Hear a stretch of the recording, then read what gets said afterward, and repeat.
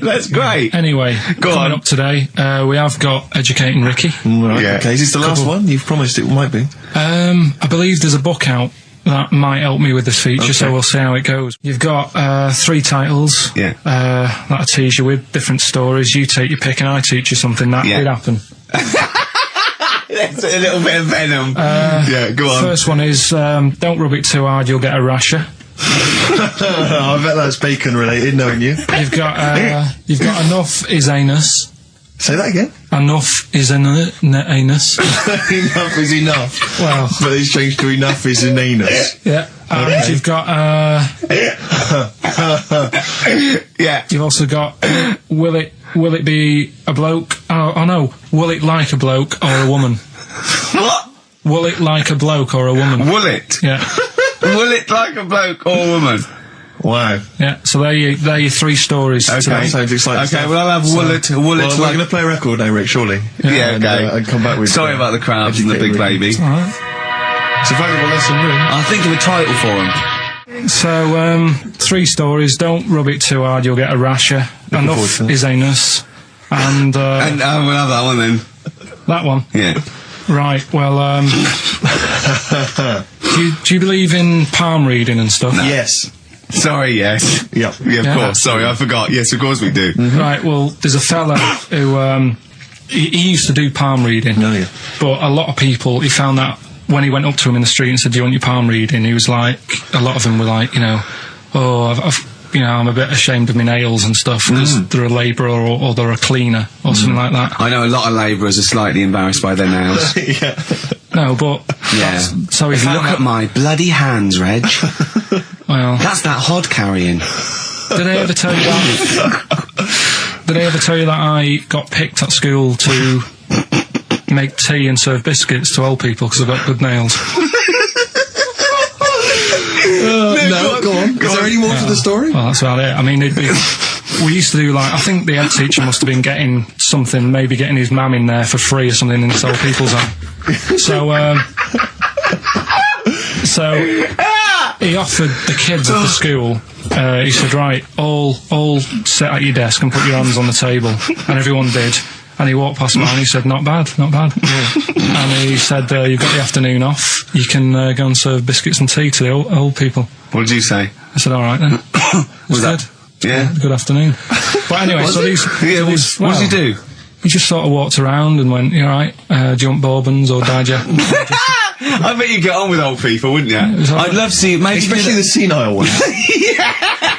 yeah, no, but I'd love to see you on VH1, just in a link. They just go, they've just played Robert Palmer, right? And it comes to you in a little park, and you just sit next to an old lady, go, alright? And you go, yeah, not too bad. You go, what do you think of London? Crap, innit? And she goes, yeah, it's awful, innit? And you just have a talk, and you go, right, well, she doesn't like it, in excess.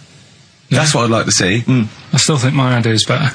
But so what are you going for then? Oh, you've picked one, haven't you? Yeah, so this fella... So there's palmists going around the streets. yeah, he's going round and there's a lot- Randomly trying to give palm readings. They're losing money, hand Right. over fist. Yeah. Right. So they said he's what he's done. He's reading people's bottoms now. Sorry, whoa. You just, I didn't quite follow that. He was a palm reader. That wasn't making money. So now he's going up to people in the street and saying, can I see your arse? Basically, yeah. So from being a palmist to an arsonist.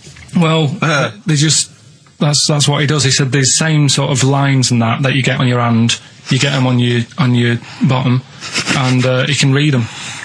Right. Yeah, he's not a pervert or anything, or making up as he goes along. No, that's it. That was that. So, if a man came up to you in the street and said, can I have a look at your arse? Can I read your arse? You'd drop your trousers, would you? No. If he went up to him and he said, "Oh, I'd rather you didn't, because I'm a labourer. I've got bad fingernails." No, that's why I've seen. That's what a lot of labourers, they're showing their cleavage. You think, but actually they're having their arse read.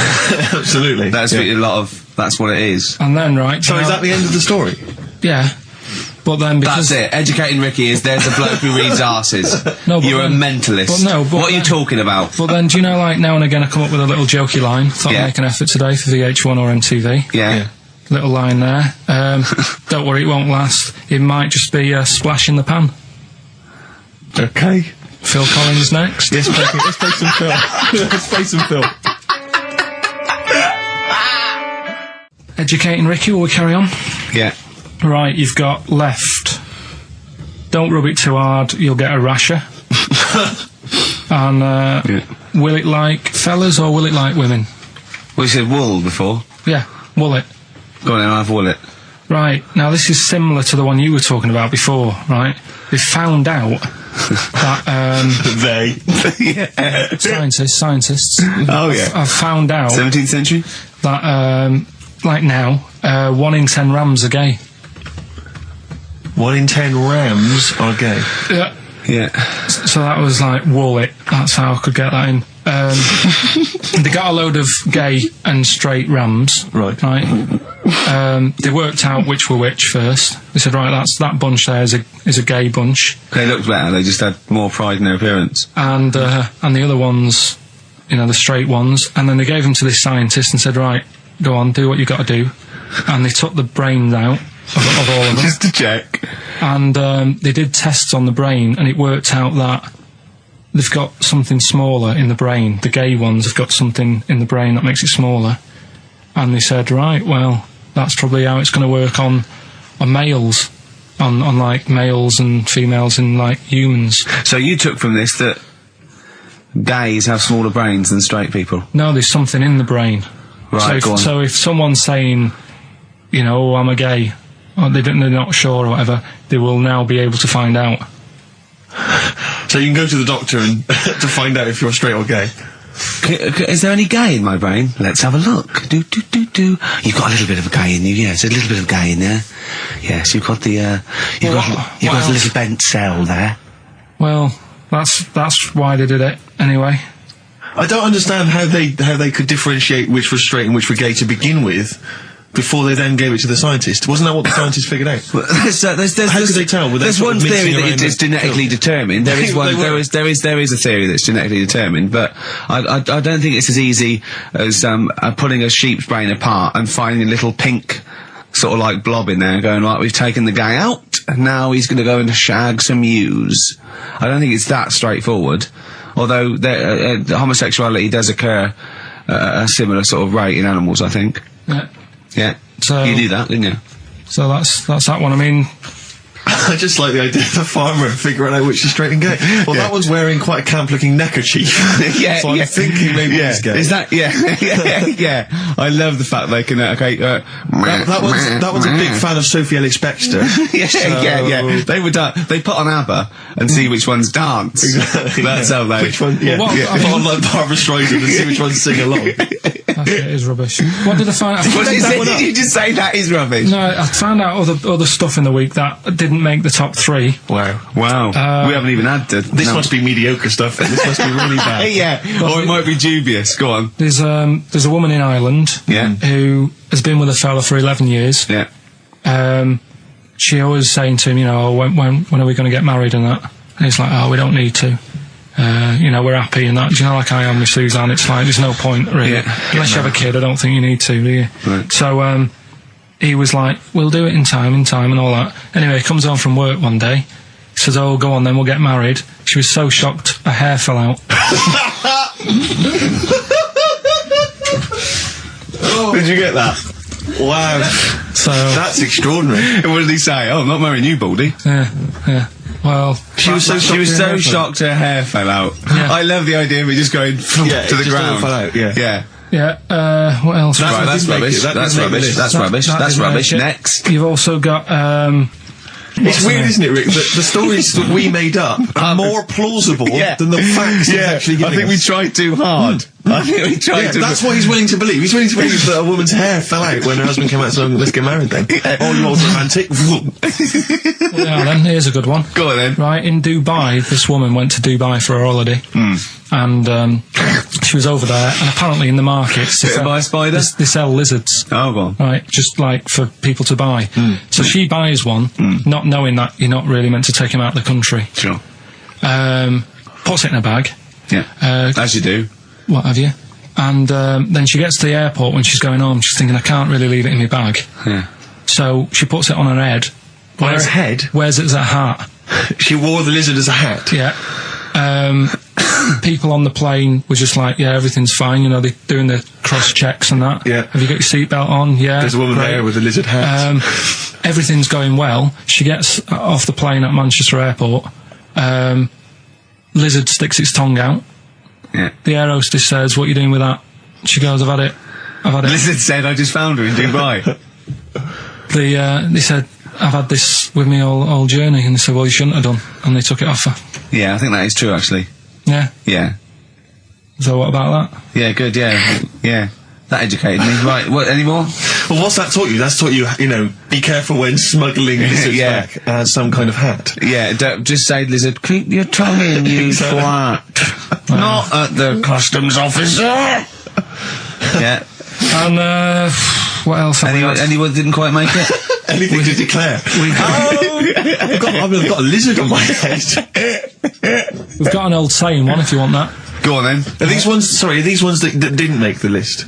These are ones that didn't make it. Oh, right. Because I always get more in than I need to, just in case. Just think if someone's just tuned in now. And I tell you what, actually, Go on. it's a bit funny because I was looking on the web in the week at different sayings, and do you know the saying? A round head does not an MTV presenter make. Yeah, no. What's that saying? Spark in the pan or something? Eh? Flash in the pan? Flash in the pan. Do you know that saying? Yeah. That's a bit like what could happen to me, innit? Do you know what I mean? There I am trying to do my normal job, right? And then you bring me in here on a Saturday. Next thing, everyone's after me. Yeah. And then it doesn't work out, and I'm dropped. Yeah. And that saying "flash in a pan," do you know how it came about? No. Do you know like how years ago they used to dig for gold? Gold. Yeah. Yeah. And they had like a little pan, Yeah. and they'd put the soil in, and they'd rub the soil. Yeah, and it's shone in the sun. Now and again, it shone in the sun, and they get all excited and were like, "Oh, brilliant, some gold!" And then they realised it was just the sun flashing in the pan. Yeah. And that's, do you know what I mean? Yeah. Yeah. So again, that's a bit weird. I saw that saying in the week, almost like a little thing saying, "Don't be getting carried away." Omen? So, well, makes you wonder. But anyway. Not really. So, last one. Yeah. Don't rub it too hard, you'll get a rash. It's been a mess today, hasn't it? What do you mean it's been a mess? It's been a mess. What has? This. What? The show? Yeah. How has it been any worse? It's just all over the place. There's no sort of, it's not tight like it normally is. And she'll be going away with this, thinking that's what the show would be like. She listens on to the show. MTV. She knows it's a shambles every week. Go on. Well, don't rub it too hard, you'll get a rasher. Yeah. Do you know the saying, ham it up? Yeah, go on, yeah. Right, well, do you know what it means? Well, it means to overact. Right. Well, years ago, with actors in musicals and stuff, the actors used to look pretty ill on the stage because they didn't have proper makeup and that. Right. Right. So what they used to do to make themselves look Rub their face in pigs? well, they got bacon, rubbed it on the face, and it made the face a bit sticky because of all the, like, you know, the pig fat and bit of lard and stuff like that. And then they'd go and get some bricks.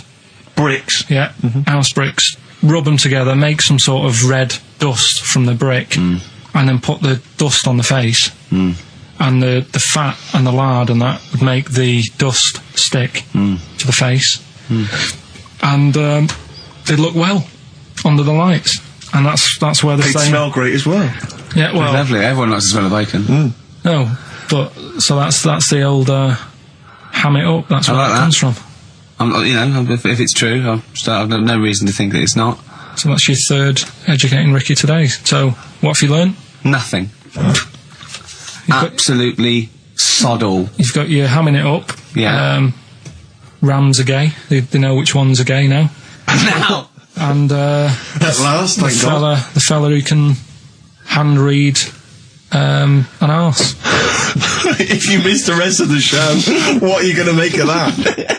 If you've just tuned in. You are a maniac, Carl. So- And you've had your screen test. I reckon we'll be seeing you on MTV or VH1 in the near future. Because I like learning, which gets us on to Educating Ricky. Oh, excellent. We've had a good year of stuff, teaching We have, stuff. yeah, I've learned a lot. Can you remember any of the Of course I highlights? can. There was a deaf girl and she hit her head and she could hear. Yeah. There was also some people who ate tomatoes thought they were poisonous on lead. There was also a doctor who gave a blood transfusion with some parrots from the pet store. Yeah. because the doctor in America, and it was the olden days when the lines were bad, said give him his parents' blood, and the doctor this side thought said give him some parrot's blood. So that was true, and that educated me. That was fact. What have you got for us? Well, we've only got two, because I've taught you about jellyfish today, that we need them, so we've only got two things to go at, and I give them a little headline so you remember them to make them snappy. The two headlines you've got, oh, what a catastrophe. Okay. And the second one is, well, you'd think it'd be bughead, wouldn't you? What? Well, you'd think it'd be bughead, wouldn't you? You'd think it beat... No, you'd think it'd be... Yeah. You'd think it'd be buggered, wouldn't you? Bughead. Bughead. This can't be... If this is anything with a bug living without a head, I'm not interested. Because we've done it. All you've done is fun. Let's just do what a catastrophe. So it is that. Do I do that one first? Which one are we doing? No, do the bughead one. Right, well, the bughead one. Well, we've talked a lot about animals and that, haven't we, without heads. Surprisingly, we have. I think a disproportionate amount on it. If you're a new listener, and this is the first time you've listened, you'd be surprised. Yeah, we've done all that. We've covered worms, the way if you cut their head off, it grows back if you don't cut too high above its neck. We've covered the chicken, the fella who blinked. Yeah, I can't go into it again. Right, let's not go into it again. We've had the chicken with no head that lived for 8 months. Yeah, and we've had cockroaches living for a week without an head. Right, okay. Well, it's a bit more on the cockroach front, really. Right. They've found, right, that if you get a cockroach and you cut its head off, right, and then you find a cockroach that's still got its head, but it hasn't got any legs. Right. Right, it's not over for both of them, right? Because what you can do, you get the one that's got the legs, right, with no head, sort of running around, get the one with the head, sit it on top of it, right, get a little tube, okay, so that the fluids... So is this auntie's go out of the room? Let him finish. This is like Blue Peter. Let him finish. You could get this for Christmas. Right, you get a little tube, you sit that on top so the bodily fluids are still running between the two. Right. The head of the one on the top will control the feet of the one on the bottom. Okay. What about that? Good. And will it continue to live? Yeah. Okay, you don't know that for sure, do you? That was just a question out of the blue he wasn't expecting. Well, what do you think of that? Good, yeah, it's great. Yeah, just a primitive nervous system that can, yeah. Did you expect us to be more impressed and excited by that? Did you fall off your chair when you read that? Did you literally topple off? Going, did you think you were going to be the Frankenstein of the insect world? Yeah. No, I just was thinking if they can do that, you know, with them, can they do it with humans? Because I also did a bit of research. Of course on... Did you come to the sort of conclusion that apart from the moral aspect of it, that the human was probably more complicated than? Yeah, but do you know what I mean? Things move on, don't they? Do you know what I mean? Science, Rick. You know, I had Binatone as a kid. Now they've got PlayStation 2, and the difference in 10 years. They have found that if you lose your head, a cockroach can live normally on your body, but not the other way round. Your head on its cannot control its legs because it's too complicated for your brain. Well, so yeah. Well, so then other research. Because I thought if you don't learn from that, I'll give you something else for free, right? Go on. Free. That they can clone people. The only reason they don't do it, right? Say if like Ricky needed a lung, right? They could clone you and make you the same, but the only reason they don't want to do it is because it'd be a bit horrible, wouldn't it? So and it would take sort of 18 years for me to get an adult lung. And there's all kinds of moral implications. Yeah. What do you mean, yeah? You hadn't thought of that? So, sorry, because lest we forget, Rick, he ended with the only reason they don't do it is because it's a bit horrible and that. Which scientist said that? Right, that's a quote. Right. That's not it. That's not the other one. That's it. No, that was just, you know... We've got another one to come. Oh, I can't wait. The headline again? What was the headline again? The headline, oh, what a catastrophe. Looking forward to that. Mark. Yeah, a bit more Council. This is from his covers album. This is called Snowbird. God. So listen, right? Okay. So, best educating Ricky of the year. Oh, Christ. What a catastrophe. Yeah, let's do that then. Right. Victoria Plum. There's this woman, right? Yeah. This woman, she's reading Guinness Book of Records. Yeah. And she's flicking through. Yeah. And she notices that there's a world record for a cat, right, with 27 toes, right? So she reads it and she thinks, well, that's not right, because her cat's got 28. What do you mean a cat's got 28? A cat's got 28 toes. So she was like, well, hang on a minute, mine should be in there. So there was I missed the very beginning of this. She was... Just looking at the Guinness Book of Records. Oh, sees the the woman, record. woman was looking through the Guinness Book of Records. The woman with the cat with 28 toes looking Right. through, and it said the record for the cat's toes was 27. She thought, hold on. Hold on a minute, Ross McWhirter. My cat's got one more than that cat, so go on. Anyway, so she said, the person doing the interview with her said, is it happy? And she said, yeah, it's great, and it's really good in the snow. Right. It gets through a lot of nail varnish. Well, that's what it said, right? It said it's really good in the snow. So I just was thinking, that's it, really. That's not it. That's the end of that story. But Brilliant. But what I'm thinking is, right? It was two cats welded together. No, she said, it's happy. So is the other sort of disabilities where, in a way, it's not all bad? Oh, Christ.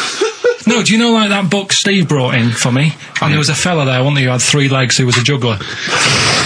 And I was like, what's the point of that? What do you mean, what's the point of that? What's the point Well, of he's what? not taking advantage of having 3 legs, is he, being a juggler? Yeah, he said he should be a footballer. Right? So, but in a way, he's used it, hasn't he? He's probably not even that good at juggling. But because he's got 3 legs, people have gone, well, I'll give him a chance. Let's go and see him anyway, see if he's any good. Yeah. Right?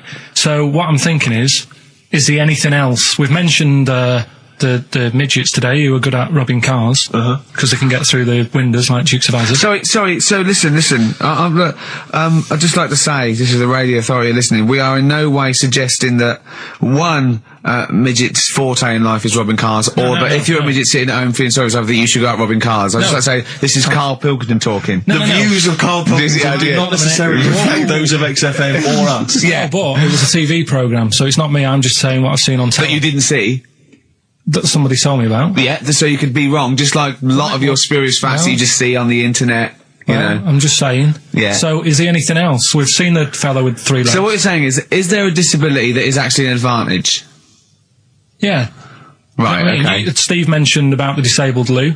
They're always really roomy and, like, got multi-gym facilities in them. Multi-gym facilities! Oh, do you know what I mean? Multi-gym facilities! What do you mean, Carl? There's always bars everywhere and that, isn't there? That's not parallel bars. Yeah, That's they to help don't them do get up. gymnastics. They're not in there working Yeah, out. but I'm just saying though. Do you know what I mean? So in a way, they've got that. So always, what I'm saying is, when you look on the brighter side, it's like Elephant Man would have never got up and gone, oh, look at my hair today. He would have had- Nor do you. no, but do you know what I mean? He would never have that problem. You're a maniac. Forget it. I thought we'd be able to get a serious discussion going here. Well, okay then. So this is a serious discussion, is it? Yeah. Okay. Well, let's treat it sensitively then. If you really want a serious discussion and talk about whether there are some disabilities that are an advantage, let's think of some then, shall we?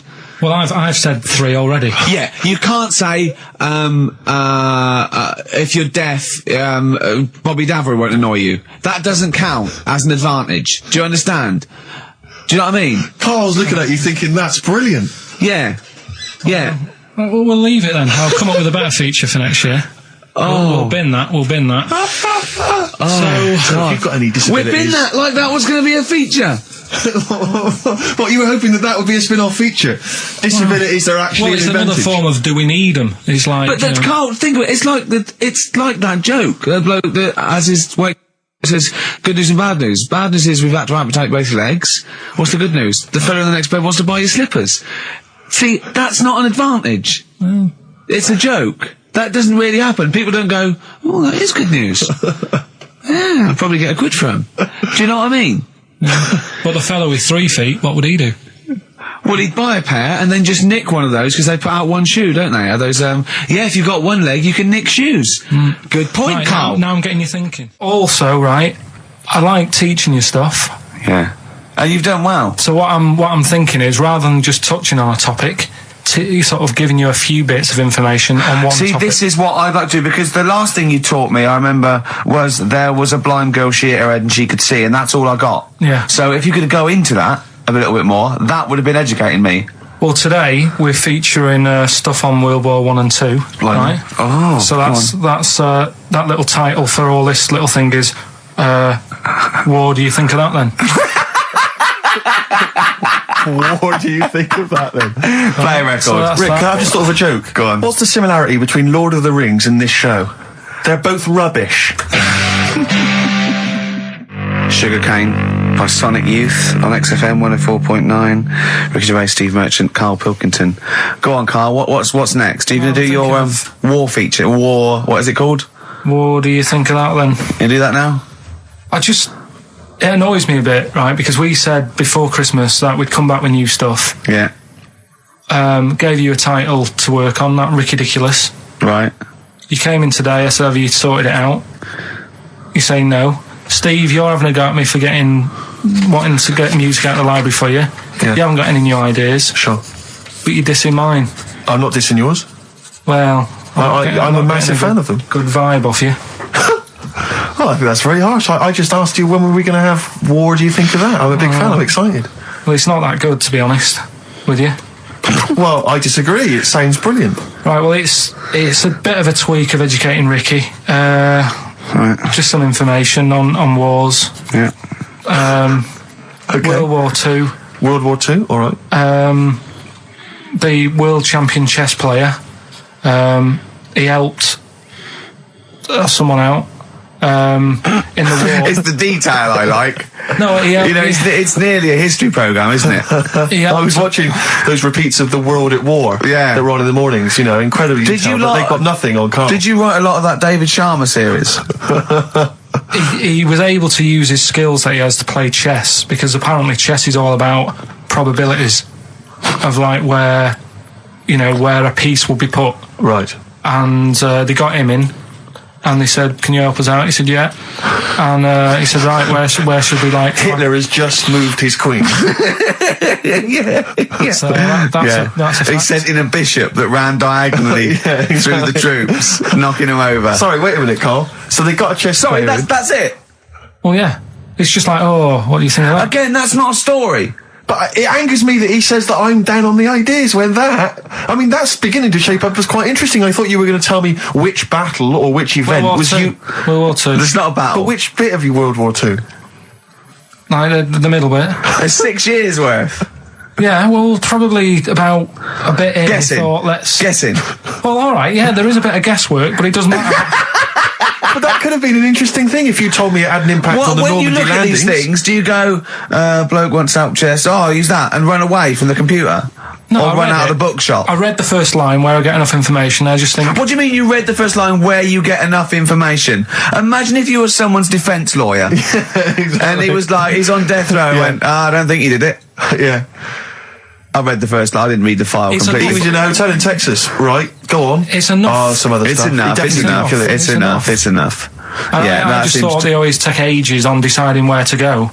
It's just like, bet there's a better way. I don't know what you're saying now. I don't know what you're talking about. Well, it takes- Actually, when, don't know when what you're talking people about. play chess, it takes ages to make the move. So I'm just thinking, there's probably a quicker way Of what? than finding where a boat is, than getting a chess player in. I don't know what you mean now. All right, Are you talking well, about battleships now? They should have got an expert battleships player in. Right? yeah. What, Carl? Right, what, forget that one. Or someone No, who's really good- I'm not being funny. But what is that? What are you telling me there? Someone who's really good at risk. We should have brought them in. Yeah, Cluedo. Right, Yeah. another fact. on, That's enough then, is it? Well, they use expert Cluedo players, but the police use expert Cluedo you players. do. Yeah. If ever there's a murder in a country house, Do you think they use that old Chinese fella on the front of Mastermind? mastermind, yeah. Yeah. For logic problems. The Enigma code was broken by top Mastermind players. Exactly, yeah. Right, second And a fact. guy who's had a couple of rounds of Yahtzee and done very well. Second fact about the war. They for engineering, they use a lot of Jenga players. Absolutely. to Whenever do they it. want- Will the building collapse? I don't know. Let's pull this. Let's see. If Yes, they it wanted will. to identify... What are you doing? If they wanted to identify spies, Yeah. bring me the champion of Guess Who. Was it a woman with glasses? No. Right, Has sit he down. got a beard? Is it Bernard? Right, Carl, sorry, go on. Another war fact. So Go you're on. saying it's rubbish, but look, you love that. Yeah. Right? Yeah, Second you're one. absolutely right. The first bomb that was dropped on Berlin, Yeah, it didn't kill a person, but it killed an elephant. I think that's true. That is true. Right. Yeah. Okay. And the last one. Is that all you know about that? See, that's interesting, isn't it? But that's enough. But no, it's not Not though. enough. Because I mean, listen, most people want to go, oh, what was the elephant doing there? Did Well, it it's land in a either- zoo? Was it a pet? Oh. Was it a lost elephant? Did they aim at the elephant? How did it kill it? Did Was it it hit it on the Hitler's head? favourite elephant? yeah. Was it Hitler's favourite elephant? Did it then have one ball? Yeah. I mean, these are the things, why didn't he catch it with his trunk? Did it have an effect on German morale? Yeah. Yeah. Oh, that Yes. elephant is kaput! Oh, Jumbo! I don't want to fight anymore. Carl's getting a little bit stressed, aren't you? No, I just, got to keep focused, got to keep the show good and that. Yeah. And in the Yeah. new year, the idea was come up with some good snappy stuff. Yeah. And today, I just think it's been a mess with you, to be honest. I mean, this is the sort of thing I'd prefer to do after the show as the producer. Yeah. But You know what? I think it's a discipline problem.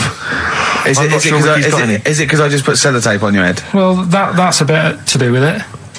But just let's just focus. Well, I on, didn't put it when there was any hair on your eyebrows. I put it across your forehead. Right.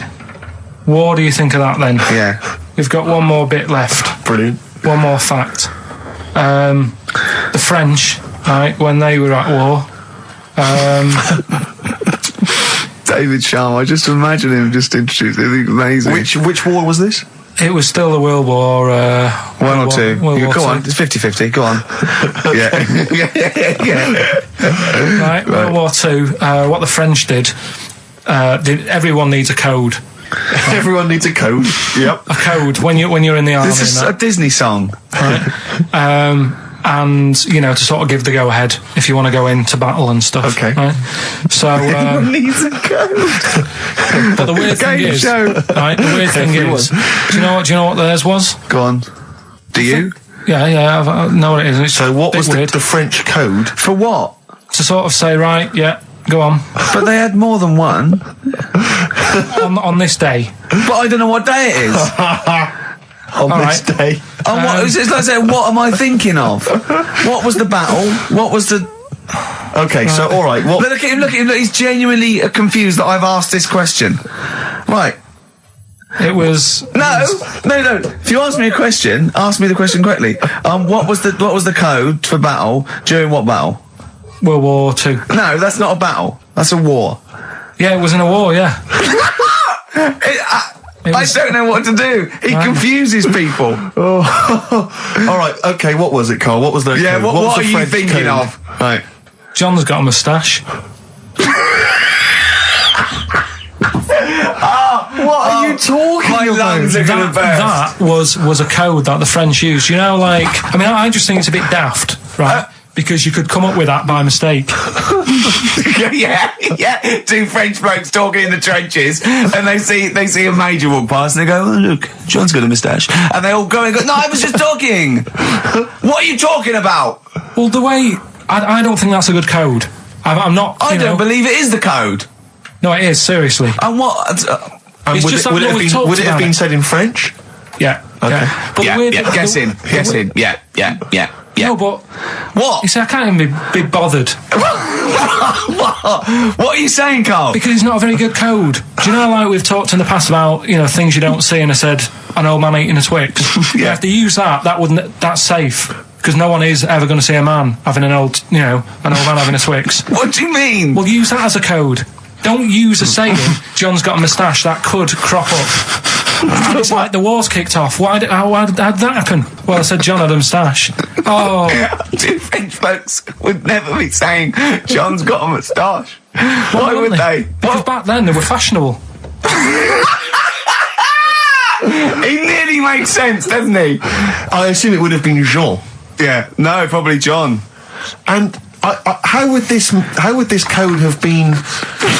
I mean, who would have announced I this just to read everyone? it. I read it like that, Steve. That's what was on the internet. This is a code that was used. John's got a Don't be moustache. angry with me. I know, but you're always asking questions. That's because I'm interested in history. Yeah. No, you're genuinely interesting bloke, Carl. We like to know. I'd like to film you secretly. You know, like they do, like Nature Watch, when they put it in a like a, you know, what I mean, a Badgers sort of thing, What? right? Yeah. And they just watch it. I'd like to see what you do, pop around and go. I wish I could download the music in your head, because it'd be wah, wah, wah, wah, wah, Yeah. wah, wah, wah, wah, wah, and you see something weird, you go wah, wah, wah, wah, wah.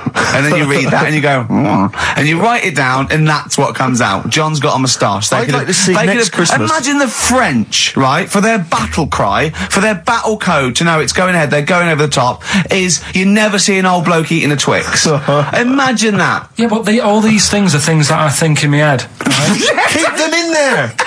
Do you know, like Please. before when I was talking about going out on, you know, Christmas Day, Yeah. having a meal on the way back, seeing a homeless person. Yeah. And then I think, God, that wouldn't be good. I know, TV show. Right? You can think of things like that. When I saw the homeless fella, then I got talking to Suzanne about when I had to sleep in my car.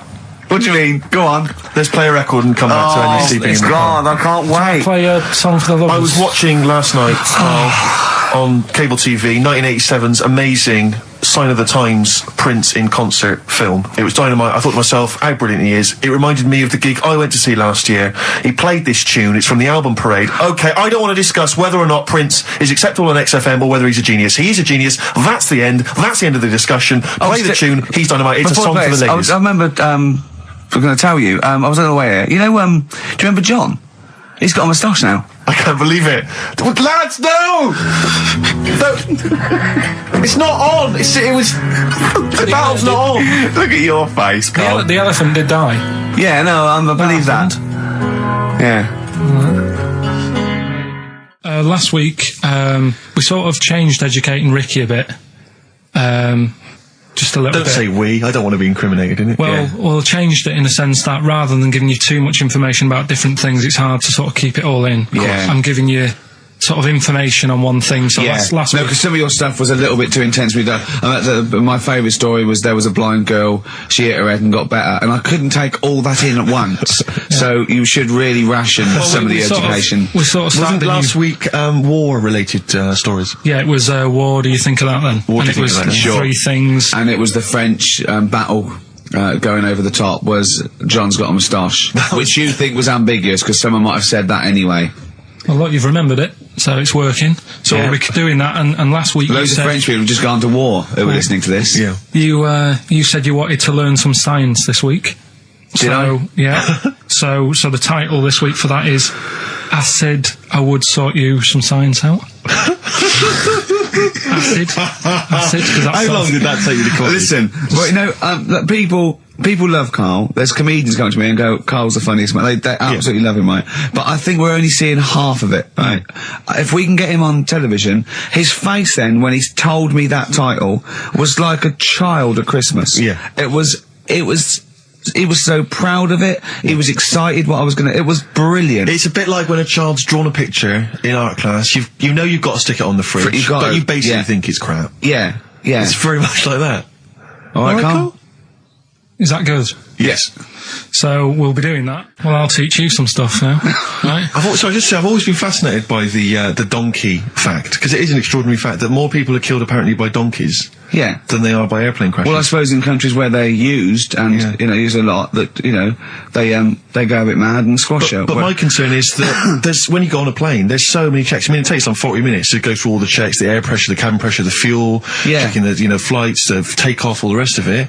Our checks for donkeys. Nothing. Did someone close the gate? I think so. Exactly. That's it. Yeah. That's our Is he donkey annoyed? checks. Is he annoyed or not? Yeah. You're not working him too hard, are you? Yeah. He's got his hand. Is there two holes for the ears? Yes. Well, I think that's what's happening. I don't think it's accident. I think they're picking us off. I think they're Yeah. so annoyed that a nickname for them is ass. Yeah. And they've got to wear the little hat. They've got to ride kids. Give kids rides on the beach. And now I think they're just sort of annoyed. Yeah. Maybe they're sort of just picking us off one by one. Teaching us a There's lesson. not. If we had the same stringent checks Exactly. on donkeys as we do on international flights, maybe there'd be a little less death. Exactly. Wise words. Cheers. Wise, if slightly incoherent words. Go on, Carl. Got that right. Acid. I would sort you out with some science. Brilliant. I forgot the puns in mine, didn't I? I forgot the puns. Go on. Right, so, you asked to sort of be taught some science and that last week after being taught about war, so, did some research. And, there's a few things, I think we'll just cover one of them now. Go on. We talked a lot about hairy kids. We have I discussed that a love lot. the fact that Simon Sharma has never started a programme like that. The Jacobites. We've talked a lot about hairy kids. Go on. It's a little bit, I mean, it's not your traditional science stuff, but it's still More left interesting field. and it's a little bit, it's still... Yeah, we talk about hairy kids. We have disproportionately, honestly. I think this show's talked about hairy kids more than any other radio show. Well, it's one that... Sorry, I noticed both of you there dropped the H, or the H, or however it's I had to, 'cause So airy obviously kids, means hairy. Hairy children, not Yeah, sort of airy, kind of light-headed or... Yeah. Well, there was the case of the one who lived in China. Yeah. And, Which was weird for two reasons, wasn't it? yeah. Well, go on. One was like, he was covered in hair, That's already weird. and the doctor sort of checked him over and said, well, yeah, he is hairy, but he's quite healthy, apart from he had a little bit of eczema and a boil. That was the main bit of the story, wasn't it? Yeah. But this one, right, we have sort of talked about it, and you weren't having any of it at the time. What? This next bit of science I'm telling you about. Go on then. Right? Remember when I told you about a lad who was living at home with his mum and dad, right? Everything's, normal life, go to school, that sort of thing. Yeah. Then, I think his mum and dad had an argument, and it kicked off a bit, and he thought, I'm sick of this. It's happening all the time now. They kept having arguments, so the kid ran off into the woods. Oh, Yeah. Right? God. Now, he left, he went and ran in the woods, and he ended up living with some monkeys. Right. Right? And he thought, this isn't a bad life, there's no arguments going on. Sure. He was getting on with them. And the weird loves thing bananas. is, this is where the science bit comes in. Oh, Sure. He grew a load of hair on his body. That's not true. It's not true. It is true. It's an acquired characteristic. I bet someone will back me up on this. But no, you can't. You can't grow hair like that. You might get a little bit more down here. They might, the erectile tissue might, they won't fall out as much. That would, but you don't actually grow a big mane if you're cold and you're a human. Well, he did. This lad did. I know he sounds a bit strange in that, but he was living with the monkeys, and because it was cold, his body reacted to it. Listen. He was no hairier than he would have been if he was walking around naked on a cold day, with or without living with monkeys. The fact that he was living with monkeys makes no difference. No, I know, but I'm trying to get, picture it in your head what it's like. Although Mickey Dolenz was always pretty hairy. Right? So he was living with them, and he went into town or something one day Oh, yeah.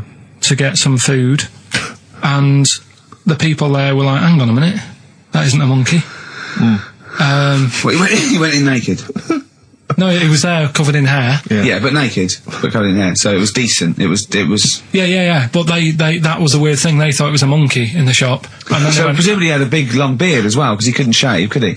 no, he was just covered. He looked like a monkey. And they were happy to serve the monkey, were they? There's a monkey, he's How buying did a he walk? newspaper and How some did he milk. walk? How did he walk, Carl? Did he walk upright or whistling along? The picture that I saw on the internet, he was on all fours, but I Course don't he know if was. that's when he was Course he running was. away after they'd sort of, realised he was a kid. But this was a So he was picture. a kid as well. He wasn't even like an adult with the beard. No, he was a kid. Brilliant. And The people beard went, kicked in a little bit. So early. listen, so the Go on. people caught him. You're an idiot. The people caught him, Yeah. shaved him, right? Got it all off, didn't grow back again. Right. It You're an grew. idiot. Well, like I say, people will have heard this story or read about it. You're an idiot. And they'll email in. They don't let me down. And they'll agree that you're an idiot. No, they'll have seen the story. You're an idiot. So that's a little bit of science. You're an idiot. Libertines, Time for Heroes and XFM 104.9. Right, okay, so have you got anything that is science as opposed to nonsense? Well, Kid went off with some monkeys, grew hair, came back, shaved him, it didn't grow back. I mean, just think. Right, something else. there's a few things I found. Yeah. There's a fella Oh, God. who had hiccups for 69 years. That was a bit annoying. Yeah. Yeah. There's the dog with the wig that we've discussed. Imagine if you just tuned in. Yeah. There's the dog with the wig that we've already discussed. Did we discuss that? Not really. Did I not tell you what he said? I did, didn't I? Yeah. Oh, yeah. What else have we got? Well, there's something here that you sort of know. Is this going out live? Yeah, this is happening, right? Right, go on. But remember when you talked about sponges? Yeah. If you get a red sponge and a blue sponge, You liquidise them, pour them back into a tank. After a few hours, they know which was which, and they reform as a red sponge and a blue sponge. yeah. Yeah. I thought that was weird when you told me. Yeah. Looked it up, did a bit of research. Yeah. Thought that's sort of sciencey. Yeah. You can do the same thing with a mouse's brain. Okay. Explain a bit more. No, you can't. If you get a dead mouse, Yeah. put its brain into a blender, blend it up, leave it standing for a bit. Making that up, aren't you? You're confusing this. You've watched Nigella Lawson make some sort of pudding. No. What do you mean? It won't work with the brain. Well, it does with I mean, not human brain. Don't be trying that. Although, no, a mouse one, a mouse one. and what happens? It sort of reforms, goes back together again. No, because apparently it's made up of the same stuff as. But it doesn't, does it? Because if it's dead, if it's a dead brain, the cells can't act anyway. The fact the sponge is that it doesn't kill the cells, it liquidises them, it doesn't kill the cells. Yeah. So it couldn't be a dead brain anyway. It would have to be a live brain taken out from a live mouse for the cells to be getting oxygen and working and being sensitive to each other. And that, I don't see how that could work like it does in sponges. I mean, do you know what I mean? You're not a scientist. I've just sort of read it and gone, oh, that's interesting. I'll tell Ricky and Steve about it. Yeah. You're quizzing me as if I've come up with it. Someone else has done it and said it works. Sure. So I'm not. Do you think ghosts are behind it, or do you think there's a scientific explanation for it? No, it's just one of them weird things, isn't it? Yeah. So that's what you sort of science covered for this week. Well, that was another barnstorming feature from Karl Pilkington. Is that it? Is that the two things you got Thanks this very week? much for that. Well, yeah. I mean, There's nothing behind them. Do you know what I mean by this? There's not like a weight of intellect behind these facts. Why don't you make that your science project for this week? Find a dead mouse somewhere, Carl, and a blender, and we'll bring that in next week. We'll do it live on air. See what happens. Oh. Well, Do you feel sort of let down a little bit sometimes with our reactions? Well, what are you expecting us to do? What are you expecting us to just like look at you, open-mouthed, staring at you in awe? just like go, oh God, yeah, where did you find that out? And like, Yeah, but if We know. you never tell us. We know where you found it out. You looked on the internet and a strange homemade website by a maniac somewhere, who puts on stupid things that he heard through Chinese whispers. That's where you get your information from. I doubt that anything you've ever come up with is verified. If it is, it's luck. But what do you expect me to do for you? Do you know what I mean? I'm just... You know, I'd like to know what the source of the information is. I'd like it to be, you know, a research study by the University of Columbia, rather than, you know, a guy who calls himself Mr. Pickles. On a website somewhere. www.lunatics.com. I mean, oh God. Some kind of evidence, do you know what I mean? I must warn you now, you know that Steven Spielberg thing's coming, Taken? Yeah? About alien abduction. When you watch it, just remember this, it's not a documentary. Okay? Alright. Alright? You remember E.T.? We were discussing that earlier. You know that's not fact. Factual fact. Brilliant. Black Star Radiohead from the Bends on XFM 104.9. Rick, John has emailed in. Yeah. It looks here like he's maybe trawled the web himself. I mean, I don't know if people just immediately leap onto the web every time Carl says something in his defence. I think our listeners are always on the web. Yeah. Anyway, he seems like he's reprinted here a news story, which seems to confirm Carl's Monkey Boy story. Yeah, what was the news Doctors story? baffled by boy 6 covered in ape-like hair. Doctors in Kazakhstan are baffled after finding a 6-year-old boy covered in ape-like hair. Yeah. The boy, called Ablay, was found in a remote mountain village close to the Chinese border. He's covered in thick hair from head to toe and has an oval-shaped skull. Doctors suspect nuclear radiation or a genetic disorder may be responsible. Fine. But there's an interesting bit here. But sorry, it's not that you could have genetic defects. I've seen lots of people born with long noses, 5 feet, etc. I'm saying You've that been he to wasn't Bristol, normal. he wasn't normal, and then went to live with monkeys and grew the hair. Well, that's no, my true. point. But it says his mother and father are distant relatives. Such marriages are common in the Kazakhstan mountain hamlets. Now, the village elders were consulted as to what to do with him, right? Now, these are the village elders. These are the wise men of the village. These are people, presumably, that all year long are telling the village how to live, how to survive. Yeah, you're in charge because you've lived longest. Yeah, exactly. You presumably are solving any kind of moral conundrums, Yeah. any sort of awkward things. Do you know what they suggested that they do with their hairy son? Go on. Send him to the circus. The Carl's nodding. Put him in the circus. That was what they suggested, and the mother actually wanted him to go to school. Instead, there's I don't know, school or circus. I don't know. We don't know what's better for him. Exactly. I'm not sure. We must consult the elders. What do you think, Carl? It's not a bad life, is it? What, the circus? Yeah. Well, you ran Kids away would from love it. I love it. But remember that thing that I saw about that fella who, I don't know if you should talk about it really, so Go on. Tell us now. You've hooked me. Come on. You can say it. It's okay. What, are you worried that it might be insulting to someone? well, it's not nice, but well, you're not taking the mickey out of it. You're telling us. Go on. It's just it was in that book again that you got me. You know, the book full of weird people and things that are wrong with them, and hairy people, and Yeah. lad with 3 legs and that. There's a fella, basically just a head and a little body on a skateboard. Yeah. Right. Picture of him having a shave, and he was shaving with his mouth bit.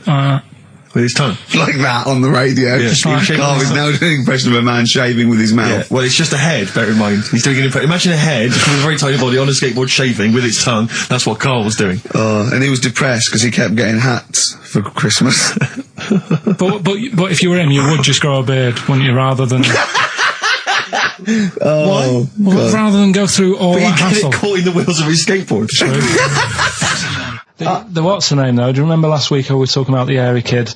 And I think that's every week, Carl. That doesn't narrow it down. alright, well we were talking about that hairy kid in the woods, and did a bit more research this week. Okay. Found a good story out about a monkey, Right. which I'll tell Ricky a little bit about it. Tell me, come on, tell it now. No, Right. no, just Well, tease I me reckon we with should it. keep this. It sounds exciting stuff. That's got 'em, right? So we'll be doing that. we've Sounds got hook the audience. we've got Rockbusters again this week. Yeah. We've got Do We Need 'Em? Yeah. What Right. are you trying to get rid of this week? Cockroaches. Right, I good one. can't think of a reason to keep them. Looking into that, well, let's sort the matter out. That's coming up. Excellent. We've got, I'm teaching you some more stuff. Oh, yeah? Yeah. He phoned me up today. Yesterday it was. You know, he's been researching, like, just educating Ricky. He said, what do you want to know about? I don't know. He said, you interested in space? And I went, yeah. Phones me 3 hours later. He went, no, nothing about space. I went, what? He said, I couldn't find anything interesting. I said, you couldn't find anything interesting about space. Yeah. It's big. It's pretty interesting, Carl. He went, It's I went, big, but there's nothing there. That's it's like the Millennium Dome. oh, So God. what I'm looking at, right? But no, wait. He said, is there anything else you want to know about? I went, alright, I went, anthropology. He went, what's that? I went, study a man. I sent a man. He went, like what? I went, like, our roots from caveman through and all that. He went, and I said, Australopithecus, Neanderthal. He went, well, you know all that then? I went, no. He went, right. He went, do you want to know how a lung works or something? How a lung works? And I said, well, tell me how a fridge works. He went, oh, I said, it's just the gas, isn't it? I went, brilliant. I went, tell me how a microwave works. He went, I know. I went, no. I said, fella walking past in a laboratory with a bar of chocolate in his pocket, went past some sort of ray thing, it melted it, and he went, hold on. That's it. That's explained to me how a microwave works. Right. So today we're doing sort of medical-ish type things under the banner of colon. Then educate me. Oh, God. Do it again. Colon. Then educate me. Brilliant. Brilliant. So that's like go on then. So Yeah. colon. Brilliant. So that's a little heading. You're going to be learning 3 things sort of medical-ish before 3 o'clock. Yeah. Is that it? Yeah, do you want to... Pretty much, yeah. A bit of suede? Go on then. How many O'Reillys are there, do you think? No, little task for you. Right, educate me, Carl. Right. Well, Go like on, I then. say, right. Educate me. Well, what we're looking at this week, we've done war, we've done We've nailed that. We've nailed war. Did We summed up war with a little French bloke whose battle cry was "John's got a moustache." right. So and last week we did science, What would you do on science then? Off hairy kid, brilliant. right? Yeah. So this week we're looking at medical problems. I'm sure we do Airy Kid every week. medical problems then. I've got a couple of things under the banner of colon then educate me. Yeah. We've got, this is interesting, right? Do you know if you have an operation on your brain, right, what they do is, this is why I'd never go to the doctors. I don't like doctors because this sort of stuff freaks me out, right? They can operate on your brain, and what they do is they put you to sleep first, cut your brain case open. Your skull, yeah. The brain case. Yeah, yeah. And then wake you up and operate on you. So you sat there with your head open, messing with your brain, and you don't feel anything. Well, there's no nerve endings, is there, in the brain? But still, it's not right, is it? What, you think they do it for fun? No, they go on, Reg, wake him up so he's all freaked out. Well, is it necessary that you're awake, do you think, or... Well, they need the brain active, don't they? Yeah, but it is when you're asleep, you're having mad dreams. I had a mad dream the other day. Go on. No, I might tell you about it later, but there's no sense to it. But, so your brain's still... Where is this conversation? Yeah, I mean, it'll turn out, I'll go, no, Carl, I was there, that wasn't a dream. Yeah. No, but... So, I mean, if I had an operation... On your brain, heaven forbid. Well, operation anywhere, I'd like to sort of think, well, I'll have an injection, I'll go asleep, but when I wake up, it'll all be sorted. Yeah. The fact that... Your brain case is open. And they wake you up and you think, oh, is it all done? And they say, well, have a look in the mirror. And your brain... See, I don't think they do that. I don't think they try and frighten you when you're doing an operation. Yeah, I don't think that you go about your business and they sort of follow you around, dabbling. Yeah. No, but it's almost like they are having a bit of a laugh with you. Right, well, I'd just like to say now that they don't. Anyone who's going in for an operation on their head, do not ever listen to anything Carl says. Why have you got to be awake? Because you'll be bored anyway, you'll be sat there. Well, they give you a telephone directory, look, and they say, look how many Macs are in there. That's the Scottish telephone directory. And, time flies when you're counting that sort of thing. No, but do you know, like, when you... What are you telling me? What are you asking me? I'm just saying how weird it is. It's weird, isn't it? It's like, do you know when you go for a haircut, right? It's a bit embarrassing. Well, I don't anymore, but... When you go for a haircut, it used to be... When you go for a haircut? It used to be a bit embarrassing when, like, they'd wet your hair and they'd make you have that sort of Hitler cut because your hair's wet, and I used to hate it, and I think, do you have to do that? Do you know what I mean? You know it's what I mean? Similar. It's very similar to open skull surgery. What I'm saying is, it's almost like barbers like to do that to make you look daft and feel daft for a bit, and there's women coming in and out, and you're sat there with a daft haircut. Yeah. And this is what that reminds me of. Do you think they do it in a shop window, this brain operation? I'm just saying, it's a bit weird. Why are we doing it in John Lewis's? Just so more people I love the idea that that's what doctors are doing. Let's make this guy look a bit stupid. Yeah. Open his brain Look case. at the twatty look for this brain out of his head. Take a Polaroid, Reg. Take a Polaroid. Look at him. Look at his face. Right, clock his face when I give him the mirror. Get this on camera. Put this fake nose and glasses on. Did you teach me something then? Was that educational? I taught you that your brain case can be open with your awake, and you just sat there sort of letting them get on with it. Brilliant. I've learnt that. I'll never forget that. Right, go on. Anything else? You'll love... Let's play a song, because the next one is amazing. What, even more amazing than that? Yeah. Play a song? Yeah, bit of Bowie? No email still, by the way. No, I don't think it's working. It's not working today. Lady Stardust. We'll have to do a phone-in for Rockbusters. Off the Ziggy Stardust album. All right. Karl Pilkington is in the middle of educating me. Colon, then. Educate me. Right, so, I've learnt that you can, fiddle around with your brain when awake. That's brilliant. I've never been a fan of doctors, though, so this was a good one for me to look up, because... Yeah. Did I tell you the time when, the doctor said, I was going to die? Alright, keep talking. Right, ages ago, must have been about 15, right? And, at lunchtime there was this... We used to have a choice of stuff to do at lunchtime, right? We used to have, like a burger place that had an arcade machine in it, right? So we used to go there and play on that and have a burger. Or there was this baker's, right, that my mum worked at, and did great cakes and stuff, right? So she used to like bring some home and that, but she couldn't always bring them home every night because, they'd cost money, and she used to get them for free. And they used to say they'd rather chuck them away than give them to the staff because there's a chance that the cream might be off. Right. Right, so they used to chuck them round the back. So I used to go round the back with my mate, and eat a load. Brilliant. Scavenger eating out of bins. No, it wasn't out of bins, they were still in trays, but they just stacked them up near the bins, right? So this got out, I mean, it used to be chocker. Once the school found out, everybody used to go there and it'd be like, well, have a cake. The headmaster fighting the kids off. Right, so I'd have, you just eat, I don't know, 6 jam donuts or something, and then you'd spend your dinner money on the arcade machine. Brilliant. Right? So it was a good afternoon, really, right? So you'd do that, and this one day I must have had 6 or 7 jam donuts, a few Congress tarts. What's a Congress tart? I love them, I can't get them in London, right? So I'd have some of them. If anyone can get a Congress tart for Karl in London, please let him know. So anyway, this day, that was just a normal day. Do you know what I mean? You'd once, twice a week, you'd have a load of cake. In your life, yeah. A so normal anyway, day in your life. Were the frog boys there with the webbed hands and the big heads? And the horse in the settee? Yeah. But the day after one of these days, I had really bad cramp in my belly. Right? I was like in agony, could hardly walk. So I said to my mum, you could hardly stagger to the free cakes.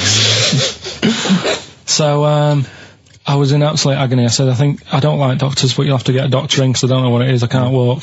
She gets the doctor round, I won't say his name, but he said, well, doesn't look like he's got long left. Blimey. So I was a bit like, hang on a minute, I've only had a few cream donuts. Yeah. My mum was panicking. Sure. He went, my dad came in from work, she said, something's really bad with Karl, I think it's serious, the doctor said he ain't got long left. So he said, what, he said that and just left? So she said, yeah. He said, I'll have to call him then. So he called him up, said, what's all this about? Karl hasn't got long left, how long's he got? So he goes, I was only messing. He's just had some bad cream. Can you believe that? Well, the thing is, I like the fact your mum didn't ask any questions. I know. She didn't go into detail. Can you explain more, doctor? No, I got a shoe off. No, but she doesn't. I don't want to diss you or your family, but I imagine if I was there, I'd have known the doctor was joking. Yeah. That's all I'm saying. I mean, I sound very arrogant there, but I imagine he went, what's he done? I had about 6 cream grains. Oh, right. Oh, wow. He hasn't got long to live then. I'll see you later. That's what I think the doctor did. Yeah.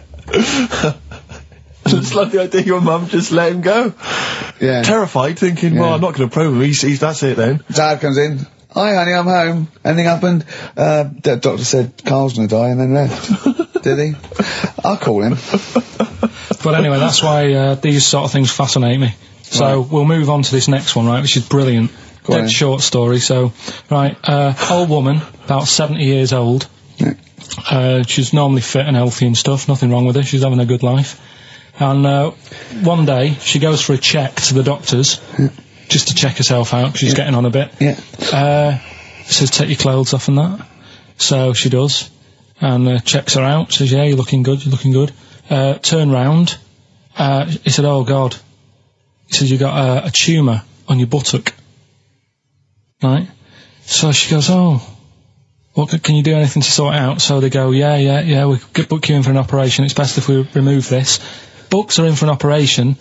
Operation day comes, strip her down and that, they're all stood round, the doctors, start to operate. It only turns out it's a pork chop that she sat on 5 years earlier, and it had stuck to her buttock.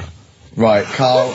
I can forward you. I'm honest. Right. No, listen. Serious. Right, okay, Karl. I'm telling you now. I'm leaving. I'm never doing this show again. No, I'm serious. Honestly. You're talking. I've never had such. You are. Play a record. Play a record. I couldn't believe it. What do you mean you can't believe it? Stop the record. Stop the record. Stop the record. Right. Okay. Right. What do you mean you couldn't believe it? No, when I read it, I said I've got to tell Ricky that. This woman had a pork chop stuck to her arse for 5 years. You mental case. Of course she didn't. Doves caught by the river. People are going to think you're thick, Karl. Well, they can think what they want, because if they do their own research, they'll probably find the story. Because it won't have happened that many Karl, times. Think about it. I mean, how could an old woman have a pork chop stuck to her arse for 5 years? She said she couldn't remember even making one, so she was as surprised as the doctors were. But hold on though, she presumably must have sat on it naked. Yeah. Didn't that bring back any memories? No, it's weird, but... Karl, Carl. But why would it stay there? Why wouldn't it fall off when she had a bath or a shower? Grease. What about a bath? But why didn't the doctor realise that when he first looked at it? Yeah. Was he not paying attention when he said, I think he's a tumour? Did he not Carl, look a bit listen, closer? think about it. A pork chop stuck to your ass for 5 years. You're naked, you sit on a pork chop, you go, nothing. Yeah, no, there's nothing weird about that. I can't feel anything. Even if you had a dead leg, the time you that pork chop, what else you got dressed? Well, she might have not done that much. She's old. She probably just sat down and didn't move for a bit. And over time, it's stuck. And then What do you mean over time it's stuck? Do you think the longer something there, the more it stays there? Look, I know that's why The I pork picked chop it. goes, well, we've been here a year. Richie, We're that's not going why to I move picked now. it. I don't think we're going to move now. But I'm quite, attached to this buttock. I think I'll stay here for another 4 years until some doctor works it out. I love the idea they got her into hospital, they gave her the bed baths, they got her ready for the operation, they laid her out. They were And just then- right to take get the scissors or the knife, make the incision, hang on a minute. This is a pork. This is a Bring pork me a frying chop. pan. This is a pork chop. Wild Wild Horses by the Rolling Stones on XFM 104.9. I'm Ricky Gervais with me, Steve Merchant and Karl Pilkington, little bald-heady Karl Pilkington. You quite like being bald, don't you? No fuss. Like I say, I'll probably won't age for a bit now. Won't age for a bit? What do you mean you won't age for a bit? Because I already look quite old. I don't think so. Not with a hat on, you look really young. Yeah. Oh, I'm just saying. So I won't change that much. It's like that. I don't think there's anything wrong with it. I actually don't think, as long as you shave it straight back, I can't have you on that. Nothing wrong with it. But that kid who had that aging disease, just shave her head, and she wouldn't age that fast anymore. Do you know what I mean? So this is the 5-year-old girl who had an awful disease where... Well, we don't know much about it, to be fair. No, we just know that you fell in love with the title of the programme, the girl that was older than her mum, right? And you were annoyed that people wouldn't serve her fags and alcohol. If she's living like an 8-year-old, let her have a fag. Doesn't that sum up this show though? Carl's comment, we don't know much about it. Yeah. We're still willing to make comments about it, to discuss it in length and possibly make crass jokes, even though we're ill-informed as ever. Yeah. Right, well, there's something for you, right? Go on. This is what I wanted to tell you about, right? Me. Yeah, face transplants. There's there's some kid somewhere, right, who had a bit of an odd-looking face. Right? A bit of a what? Bizarre-looking face. Yeah. And there's a doctor somewhere who said I can sort that out for you, right? Sure. And basically what they do is they've got to get a face off a dead person. Right. Sorry. Just in this documentary you saw, did this documentary feature, say, John Travolta and Nicolas Cage? Was it that documentary you saw? All right, listen, you see. Go on. So Okay, no, so you can't get a face of a dead person. Yeah, go No, on. sorry to dismiss the idea of face transplants out of hand. But go on. So yeah, it's got to be a face of a dead body that isn't older than like 4 hours old. Right. 4 hours dead, whatever. They can take it off, fit it on the new face. It makes sense. But it's not just your face that you lose it, but it's the muscle tissue and bones, isn't it? When it's like disfigured, it could be through fire or whatever, or disease, or so they can't just literally plonk a face on. They have to do something else, don't they? You're asking Carl like he's going to know. I forgot. Then he looked at. Was that in Russian? Yeah. I wish we could get him on telly just to show the look on his face when I said that. Yeah, it was brilliant, wasn't it? It was. You know when you go to a cat. Hey, we want some food then. And he just looks at you and he goes. It's almost like he can understand what we're saying. Go on. It's like if you had been caught holding a mallet over a dead body by the police. What I'm saying is, it would sort of work. Yeah, if you peeled your face off and put my face on it, oh my God, why don't you and Steve for an experiment swap faces? And the great thing is, I wouldn't age. Yeah. Would you do that if it was safe? I think I'm getting the rough deal here, though. To be honest. Yeah. Well, no, you get some money back. It'd be part exchange. I mean, it would, it's like you'd make up the difference just to wear your brilliant face for a week. But the doctor was saying how it's not complicated. He said the worst thing is something about the people who were related to the dead person, it's a bit weird for them still seeing the face of someone they know walking about when they're dead. Yeah, I can see that would be odd, yeah. I love you, Carl. You are brilliant. Honestly, you're never a dull moment. It doesn't matter whether you're talking or I'm squeezing your head.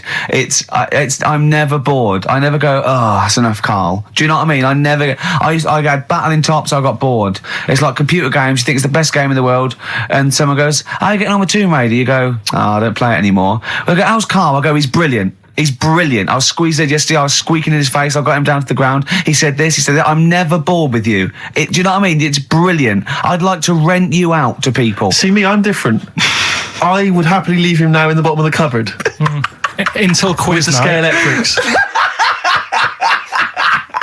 Until the old pub quiz night, when there's no one else who will have you on the team. Sure. And suddenly you want to be your best mate. Done him again. Right? Yeah, where's his mum and dad then, Carl? Yeah? In Bristol. Yeah.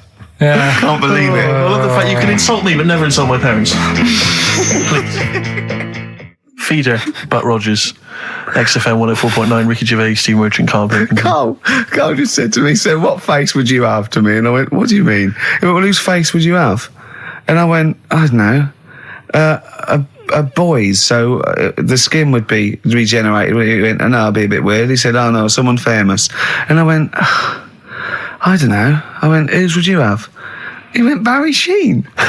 No, but what I meant was when I was talking to Suzanne, about it, saying this is amazing, she said, well, whose face would you have? Right. Now, it's got to be fairly recent to have the skin fresh, because it can't be too old. Right. So I had a choice of, like, Barry Sheen, or what's her face off Last of the Summer Wine. Who?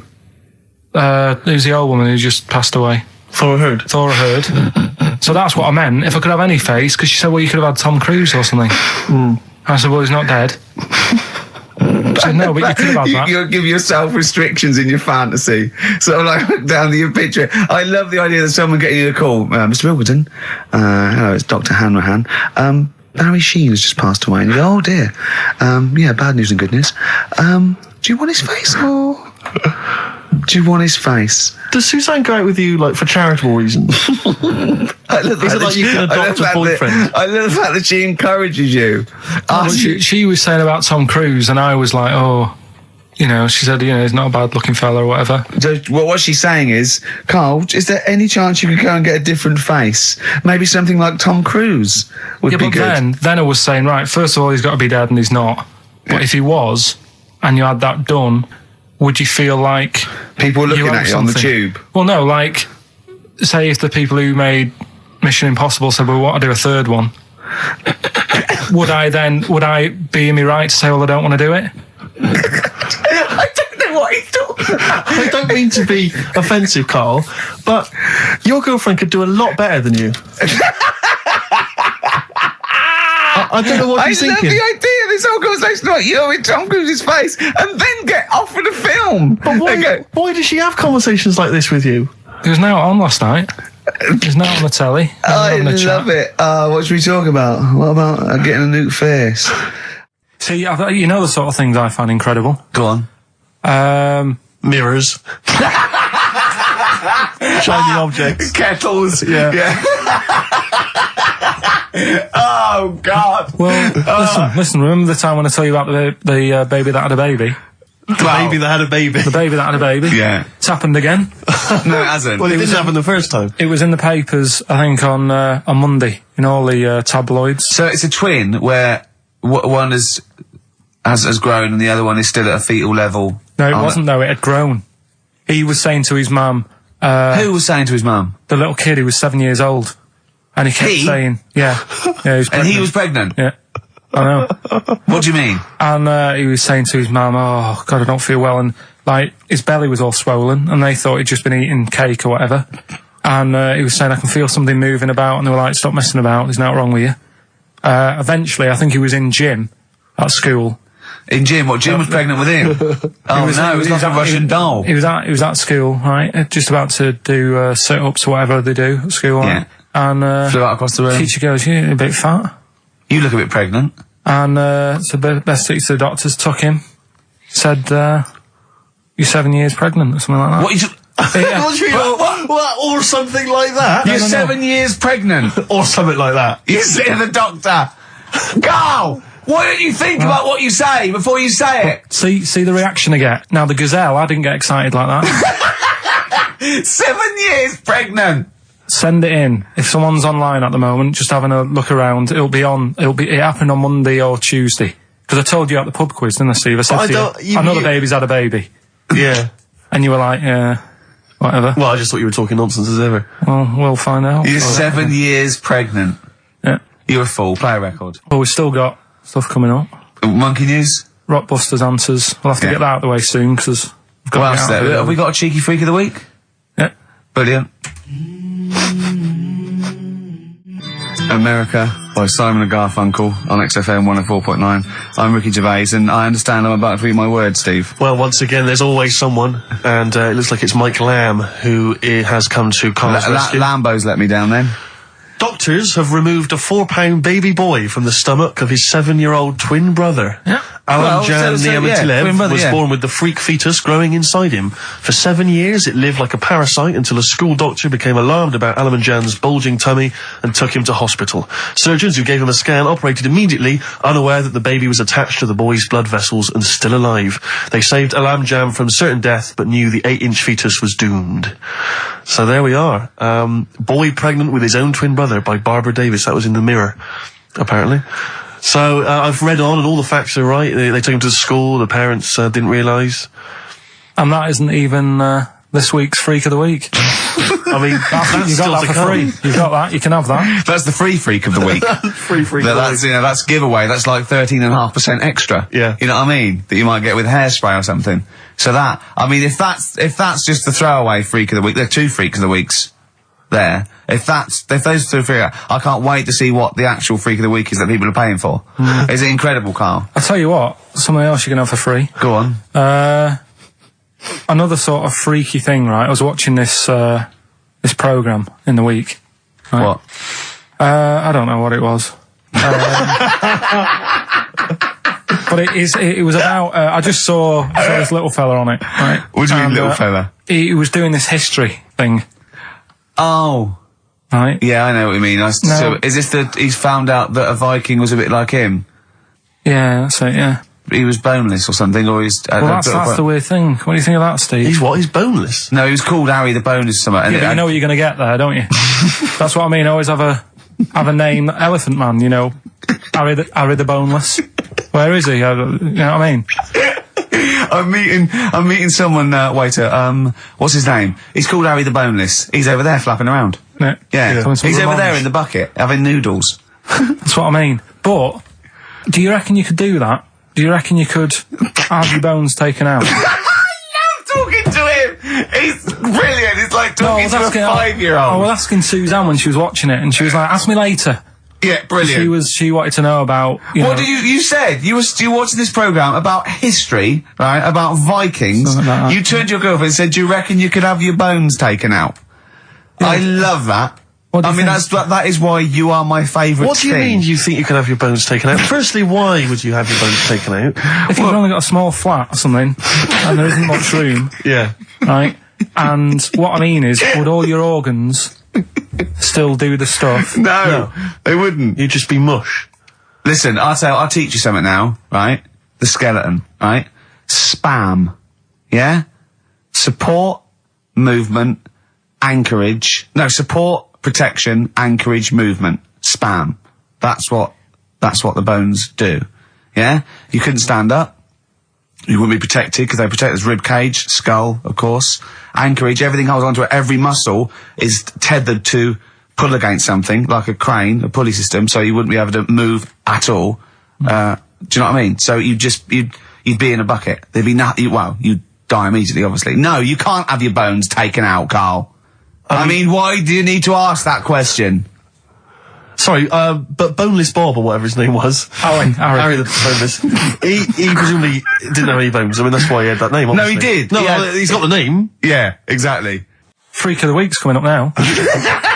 Oh, cheeky freak of the week. Right, well, we've had some interesting things we've been looking at.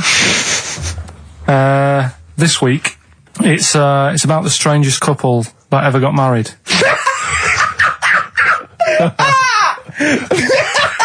And we've had 2 sets of chimps, so it's stranger than that. Oh, it's not Dale Winton and Nell McAndrew, is It's it? not your parents, is it? Well, we're going back again to about, I think this is about 19... Something like that. 1940. Yeah, whatever. whatever. Yeah. Not important. Strangest couple, a fella, right? He had the skin of a lizard. He had the skin of a lizard, okay. And the woman who he Which he married... used as a condom. The woman who he married. Yeah. Airiest woman ever. Right. And that was their act. They used to tour the world, and they'd say, it's like, a couple who've met, they're having a great life. Let's get them out on stage, here they are. And they'd What pop do you mean out. he had a skin of a lizard, first of all? That's what it said. He had some sort of some illness. So he was called Lizard Man, and you like that because it was good description. I thought that's good. I'm here, hello, dude, we've booked a table for 2. Who are you meeting? I'm meeting Lizard Man. Oh, he's over there. Yeah. You know he is, right? Yeah. I'm Look meeting out. the hairiest woman in the world. She's over there. Yeah. Yeah. So what did they do for their act? Now, bear in mind that we had some Siamese twins last week, and their act was having a bath. yeah. So I hope it's an improvement on that. What did Lizard Man? He came out and ate some flies, did he? I don't really know. I just think they stood there and that. Yeah, when you read this and it goes the most interesting fact ever, Lizard Man, and you go, that's enough. That's enough. I can extrapolate from Well, that. straight away I start thinking. I'm thinking, right, I wonder if they got the wedding photos. Right? And then, like you said, that they had a kid. Oh, what would that be like? Half Exactly, lizard, half that's it'd be what I was like an thinking. ostrich, wouldn't it? It would sort of like. That's what I was thinking. What did you think it would come out like, the baby? I didn't think what that looked like. I just was thinking, parents' evening. Do you know what I mean? You wouldn't want them coming up to the school, would you? So, Well, that's the little problem. Johnny, who starts off relatively normal, he's quite good at, he's good at nature, Yeah. isn't he? And his mum and dad come into the room and they'd be looking round, wouldn't they? Well, it's always like that thing at school when, like, you find out your mate's mum and dad are really old. Right, Have you ever seen that? Yeah. When you go, your gran and granddad bought you? Yeah. Your mum and dad. Yeah. And you go, oh. It is weird. What's that we're talking about? He calls him mum. What was that? Oh, sorry, no. Do you know what I mean? Yeah, And no, like- that's always strange. If you had Godzilla and King Kong as your parents, Yeah. and it was they're like you always say, fighting. They're always fighting, and like you say, you're in a school play or something, you wouldn't tell them, would you? You wouldn't want them coming out with a video camera. He didn't tell his parents he was in the... When we were, Well, exactly. You did Little Donkey, you didn't tell your dad, did you? And he came along and videoed it. Yeah. Was kept that- it quiet, kept it quiet, don't want them to know anything. But you didn't... What was it was meant to be playing? You had a little drum, didn't you? Yeah, I was doing, I had a little drum. I think I was meant to be playing We Three Kings. Yeah. But, we started doing Little Donkey and I thought I can add a touch to this. Sure, you improvise. Started playing along. It was like the loved first remix, wasn't it? It went down well. But yeah, that's all I was thinking with, the Freak of the Week this week. That's what I'm saying about Freak of the Week. It's to get people thinking, right? Thinking how lucky they are. That, they don't have to... Comb their face. What are you talking about? What do you mean? Freak of the Week is to let people know how lucky they are. Just... What about the little freak you're talking about? What are they thinking? They're going, oh, he's talking about me. I'm a little hairy lizard man on a stick. Pop in, give us a call.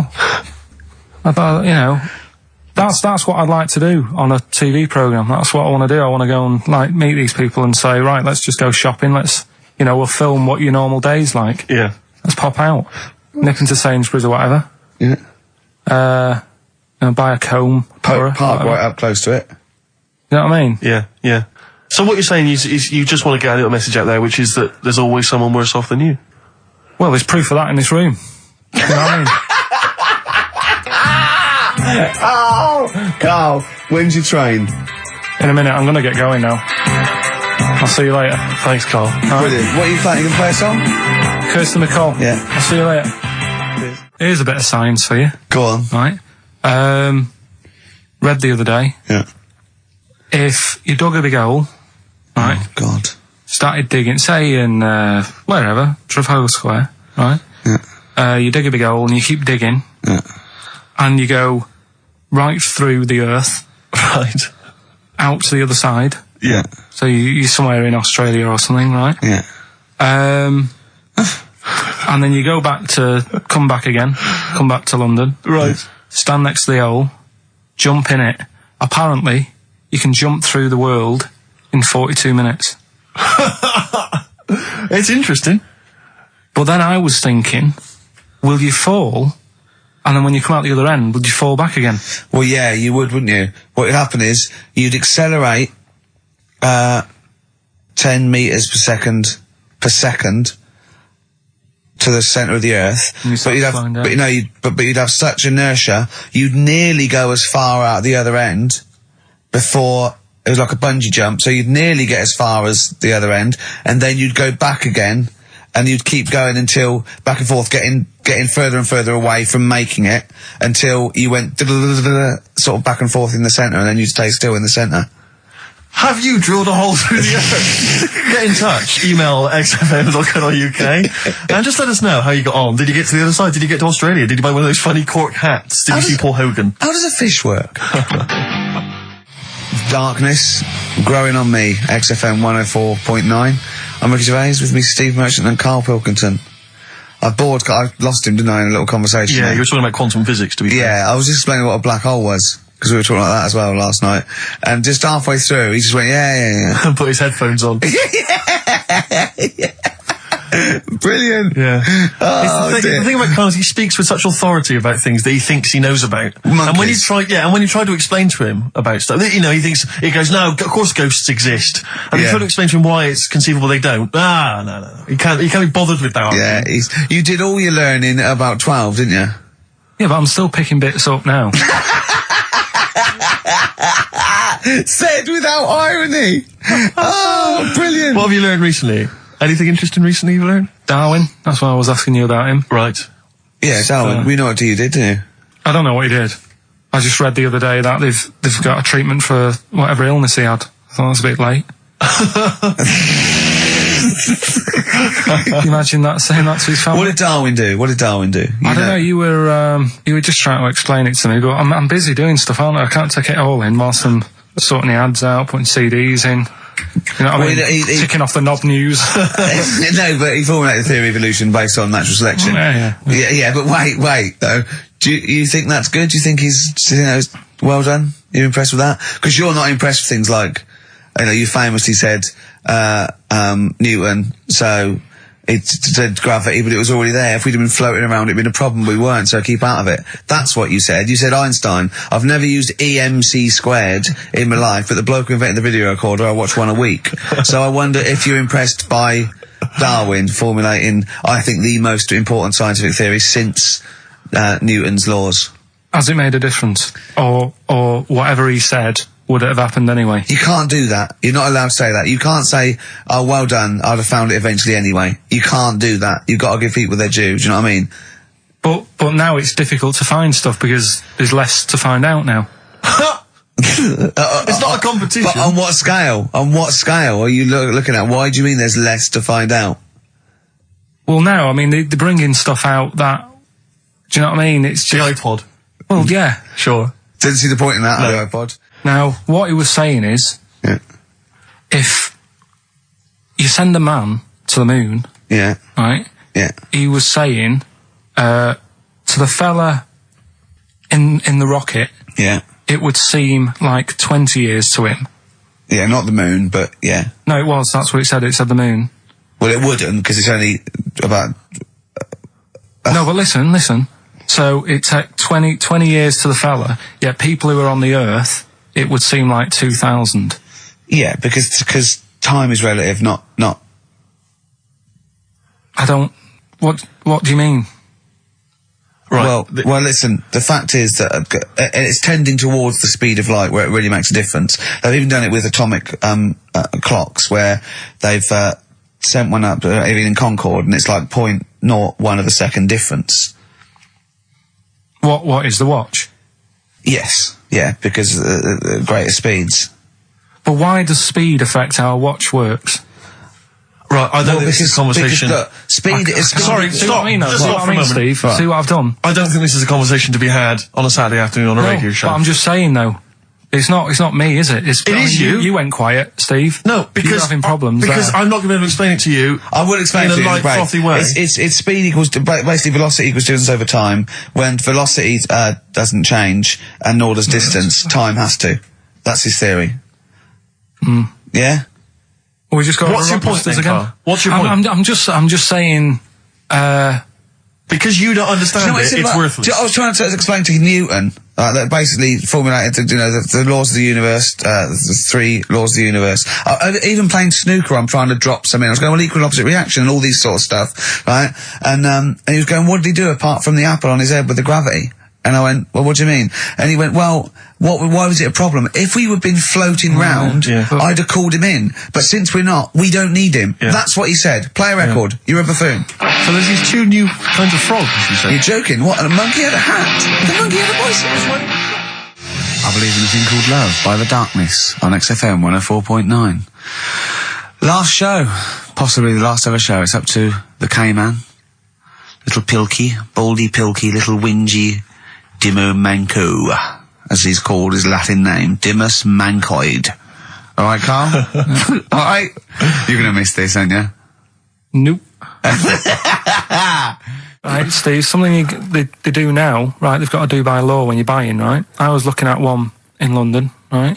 It's haunted. They've got to tell you now. Right. Don't talk shit. I'm telling you Play now. a record. I'm telling you now. Yeah. There's no such thing as ghosts. That is ridiculous if that appears on a legal document. Right, if there's anyone who sells flats and does that for a living. Yeah. Right, email in, Yeah. because I'm telling you now, that is a fact. She sort of dropped it in. I said, oh, nice feel here. And she said, yeah, well, that'll be the ghost. Just dropped it in, that's all they've got to do. And then I was like, what? And they went, oh, yeah. That's all I've got to do, is it? So that's the legal thing. Did you drop it in? So in court you go, did you drop it in? Yeah, I dropped it in. Play a record, you're an idiot. We were educating Ricky earlier, Carl. I wonder if we should resume that as the clock is ticking away. All right, you got 2 bits of info that you could be leaving the building with today, right? You've got where there's a will, there's a way. Yeah, I have that one. They've brought out this drug or sort of tablet or something. Yeah, you looked into it then, yeah, go on. Carefully researched. Yeah, brilliant. Yeah. Which means, like, an 8-year-old woman can have a kid. What do you think of that?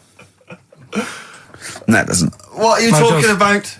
You can inject a woman with something, 80-year-old, and it means, she's got more time on her hands now and that. It's better to have a kid. She can have a kid later on in life. I just realised where there's a will. Yeah. Very good. Very good. Right, well, let's just move on from that because it's clearly drivel. No, it's not. I think it's a bad idea. Of course, it's a bad idea. Mm. I'll even give you that it's true and possible, and might No, even. it is true and possible. Okay, it's been hanging out. It's not even recent. It's like a few weeks old. Yeah. Okay. Well, it's terrible. No, you shouldn't do it. Yeah. All right, what's the final educating Ricky? So far, I'm not impressed.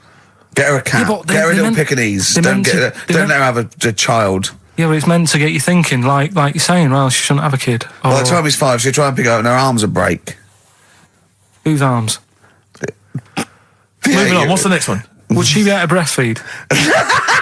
Yeah, and she'd be able to do it standing up while he was on the floor. Talking to nipple.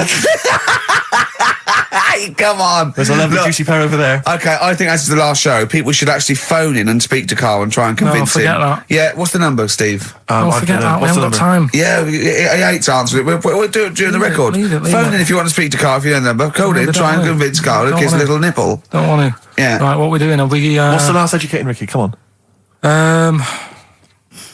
Hook, line, and good thinkers. Brilliant. Okay, Yeah, go on. sounds let's good. Go on, what is it? They've found a lot of fish with 2 heads. What do you think of that? Well, don't know. What do you mean they found a lot of fish with 2 heads? Who has? They've been messing about, basically, these scientists and stuff, and they've said, look at this we can do. And they're making loads of fish with 2 heads. They can do it now, and they're saying, that's good, isn't it? Do you know what I mean? All right, play a record then. Yeah, but what do you think? I think if they can do that to fish, they should try and do it to you, and then at least you'll have 2 brains to work with. Yeah. And we might. Arguing. I'd love you arguing with yourself. and you end up you're walking on the street, but you're just headbutting each other. Just cracking heads Imagine in the the middle. squeezing fun you'd have, Rick. I wouldn't know what to do. I'd bang them together. It'd be like one of those kanakas you used to have at the playground on the string. I'd just whack them together. I hit your head on the window, didn't I, to see what the noise meant today, didn't I? Yeah. Just if I had two heads, right,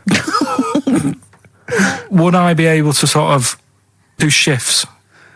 Do you know what I mean? Say if this is a start or something, they're trying it out with fish and that with two heads. You'd be two different people. You can't think like you're one. It doesn't make sense. If you had two heads, you'd have two brains. You'd have, you know. Well, that's all right. But say if we did the same job, well, we'd be doing the same job. Yeah, you could. So you could say, right, you work through the night. You'd take it in turns to do your job badly and moan about it. Yes, it'd be fine. He's giving it some serious thought. I know, yeah. And so's his other head. Yeah. But also, they're saying there's like a fish shortage, and I was wondering whether they're trying to make that better. Do you know what I mean? So Yeah, they would, do like as the head is the bit you throw away, it'd be perfect. no, but when they do a head count like they do, that's what they do. They do like They count fish. They get fish. But okay, just end the line. 1, 2. I think you'll find we're 1, sir. Don't answer back. Rick, I should just point out that I feel... Don't answer back. Come on, I think Carl has offered nothing there. I think those educating Rickies were appalling. And the only thing that would redeem the show is if he kisses the nipples. Because the nipple it's not phone gonna in if you want to speak to Carl. If you know the number, call in and try and persuade Carl while this record is on. We'll answer the phone. XFM 104.9, Matthew Sweet, and a song called In My Time, Ricky Gervais, Steve Merchant, Karl Pilkington. That's great, that. Yeah, just asking Carl some of these Q&A questions. This might be my idea of perfect happiness, being in a room with Karl Pilkington. Yeah. I just watch him look around. When you're talking, he looks at you, and it's like, you know when the owners say, it's like the cat can understand what I'm saying. Yeah. It's like he's on the edge of that. He's on the edge of that. Or you think he can. And I know he understands the words, but I don't think he understands the full impact. Whenever you say something to him, it might be something, you know, a revelation or something, he always picks up on the wrong side. You go, well, that's not the important bit. Do you know what I mean? He always goes... It's a bit like having a 14-year-old French exchange student. You know, their English is not amazing. They roughly understand you, but they're trying to piece together what you're saying. Exactly. But it's great. You see, the thing about Karl is, and don't take this the wrong way, I like him because he's stupid, in a way.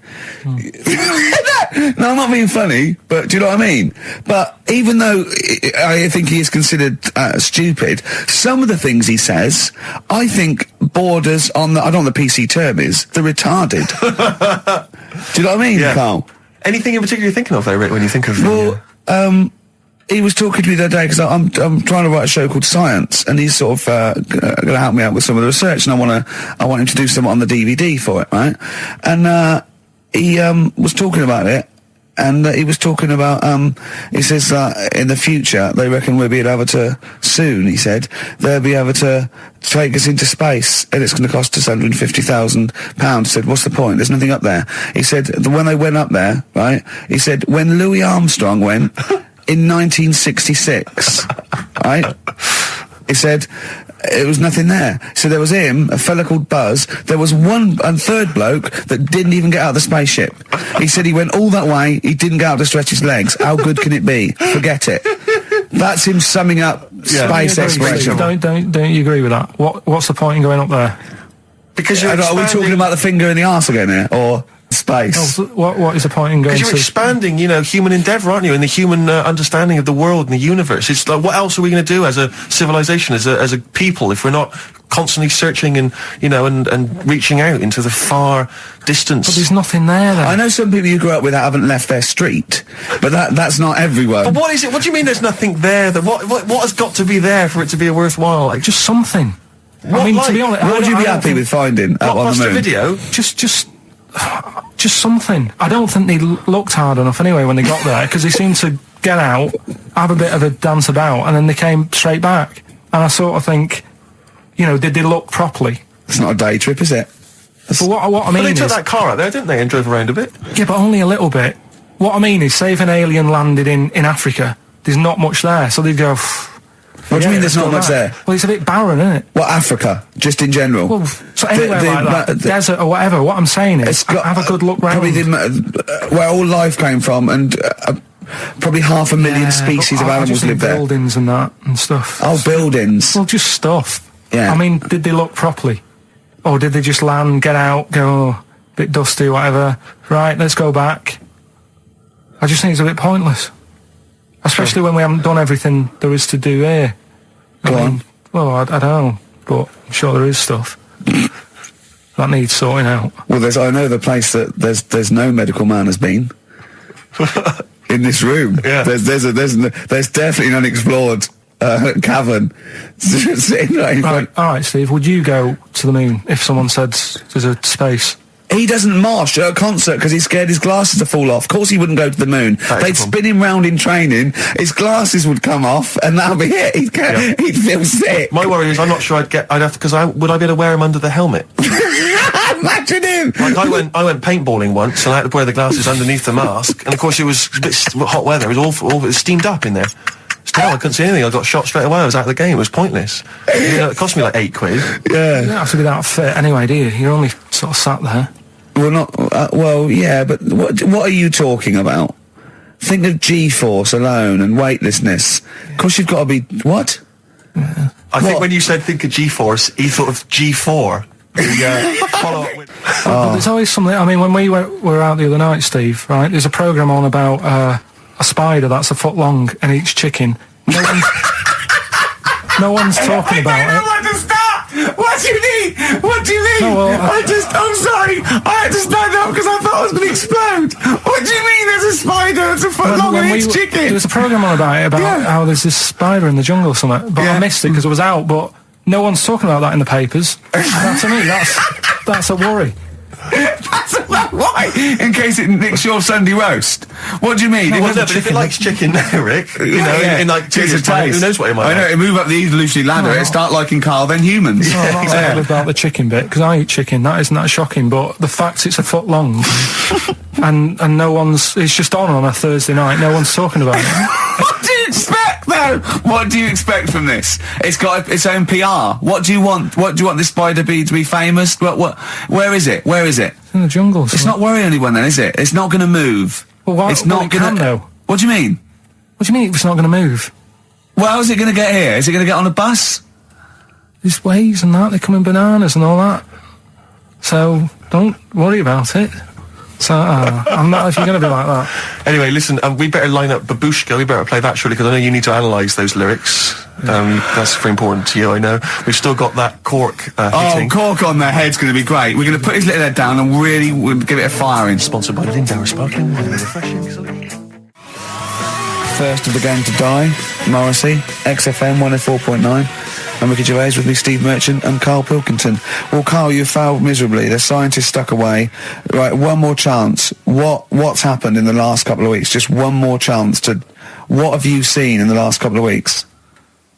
Well, like I say, I don't really watch the news and that, so Right. I can't tell them about that. But in a way, I think they're better off not knowing. I think that's the only good thing about being out there, isn't it? Not knowing about the bad stuff going on. Yeah. So I can't help them there. They don't need to look at the weather, do they? No, don't enough. No. But tell you about the Pope and that. Yeah, pretty extensive. What about the EU Constitution and the no votes? What do you make of that? What are your views? What's the problem there? Oh, this isn't broadcasting, though, is it? This is nothing. Come up with something. Well, the fat baby then, the fat baby that they found that was on the telly. Right. Well, what was that? It's just a little fat baby. That I don't know what. It's just a little fat kid and that. What? Tell what? It was on the telly. And but what was on the telly? You just said fat baby, fat baby, fat baby, fat baby on telly, fat baby on telly. You're meant to be telling them what's happened in the world. Tell me about the fat baby on telly. It's just they've found some. There's this illness called Momo, right? And they've just got this woman had a kid. It's really sad. It was on Channel 4 and that, right? And kid's born. You sure it wasn't Jimmy Carr? Kid's born and that, right? Momo? It's called Momo. Isn't that Black Music Award? No, right, little fat baby and that. And there's only 3 of them in the world.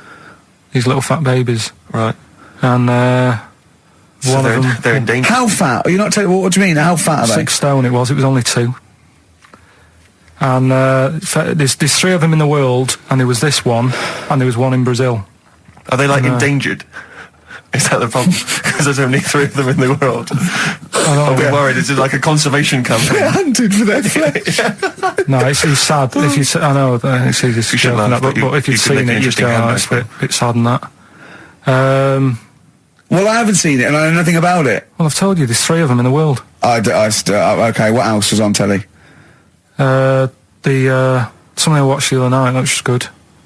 Again, you know, I learn stuff from the telly. I don't watch the news. Yeah, well, you don't learn stuff from the telly. I'll tell you what, though. You told us there's a fat baby in the world. Forget about them. There's a spider eats chickens, and there was a fat kid. Forget them in Iceland, right? Yeah. We'll give them Rockbusters later to do, right? Iceland! But what's her name? I'll tell you what is interesting, Steve. What? I didn't know that much about it. Autism. Okay. Oh, good. With some more entertaining stuff on XFM 104.9. Just to cheer up people. Go on, End. What? Go on. No, right. Have you heard about it, Steve? What autism? It scares me to death when he comes up, when he touches on a serious subject. We've been talking about wheeling a dead pope round, the Chinese don't age well, and ginger people are hated. And now we're going to touch on a really, my heart's in my throat. Go on, Carl, then. Tell me your insights to autism. Right, well, there was this, again, Channel 4 coming up with some good stuff at the moment, right? It might have been Channel 5. But what's the name? It's the attention span I like! It's these people who, they've got like this autism thing going on. Yeah. And they sort of take in a lot of information, they get sort of they get so into it that they know everything about that subject and what have you, right? And there was this lad who, he knew everything, right, about EastEnders. Right. He sort of, the cameraman was saying to him, so, you know, why EastEnders and that? And he said, I don't know, I just like it. And he said, I remember when I first watched it, it was a Thursday, it was 5 to 8, Pauline Fowler walked in, she had a pink jumper on, she said, all right, love. And he remembers everything from that moment on. Yeah. Right, and everything, which is great, but then the way the programme was making out, it was almost like they were saying it's a disability. Right. When in a way, it's more like a superpower. Sure. Like Rain Man. But if you can take it's Rain Man. No, he has special autistic powers. Oh God! We must send for Rain Man. I don't know what to do. So he would be a great contestant on Mastermind, sort of autistic mastermind. He'd be what dynamite. I'm saying is, don't be watching EastEnders though. Sort of, why didn't they give him an encyclopedia and say, get into that? Sure. That'll be useful. Yeah. Keep him away from EastEnders. Wasting his time there. But I don't think it is a disability. No. Yeah, there are other things, and they're not. It's also autism is a matter of degrees, from what I know. And I'm sorry to have to do this, but I feel that I have to at least be the voice of reason, as ill-educated as I am on the subject. But I think there's degrees of autism. I think some are higher performance than others. There's other issues with it. It's not they're just got good memories. They don't go around doing tricks for people because they can remember stuff. There are other issues with it. Do you know what I mean? Right, well, I mean, they seemed a bit... But you watched the programme, what did you learn? That he knows when Pauline Fowler came in? Yeah, I mean, there was other bits where they couldn't control their emotions and stuff. Oh, that other little bit, yeah. But the main bit of it was he can soak up information and stuff, and I'm just saying, it didn't seem really bad. Do you know what I mean? There's disabilities where people say that's a bad disability. It's like how people say about... This is brilliant. This is just like this is amazing to be in a room with this man. It's incredible. You just wind him up and listen to what comes out. And I'm going to sit back now. I'm not going to defend you or explain anything. Just go on and tell me about the other disabilities that are worse. No, what I mean is how people can sometimes easily get mixed up. How people are scared of like a cyclop. When at the end of the day, he's got a disability. A bloke with Who's scared of a cyclop? No, it's apart from Jason and his Argonauts. Where's this cyclop that you're scared of? No, I'm just saying in history and in books and that. No, not in history. History happened. Yeah.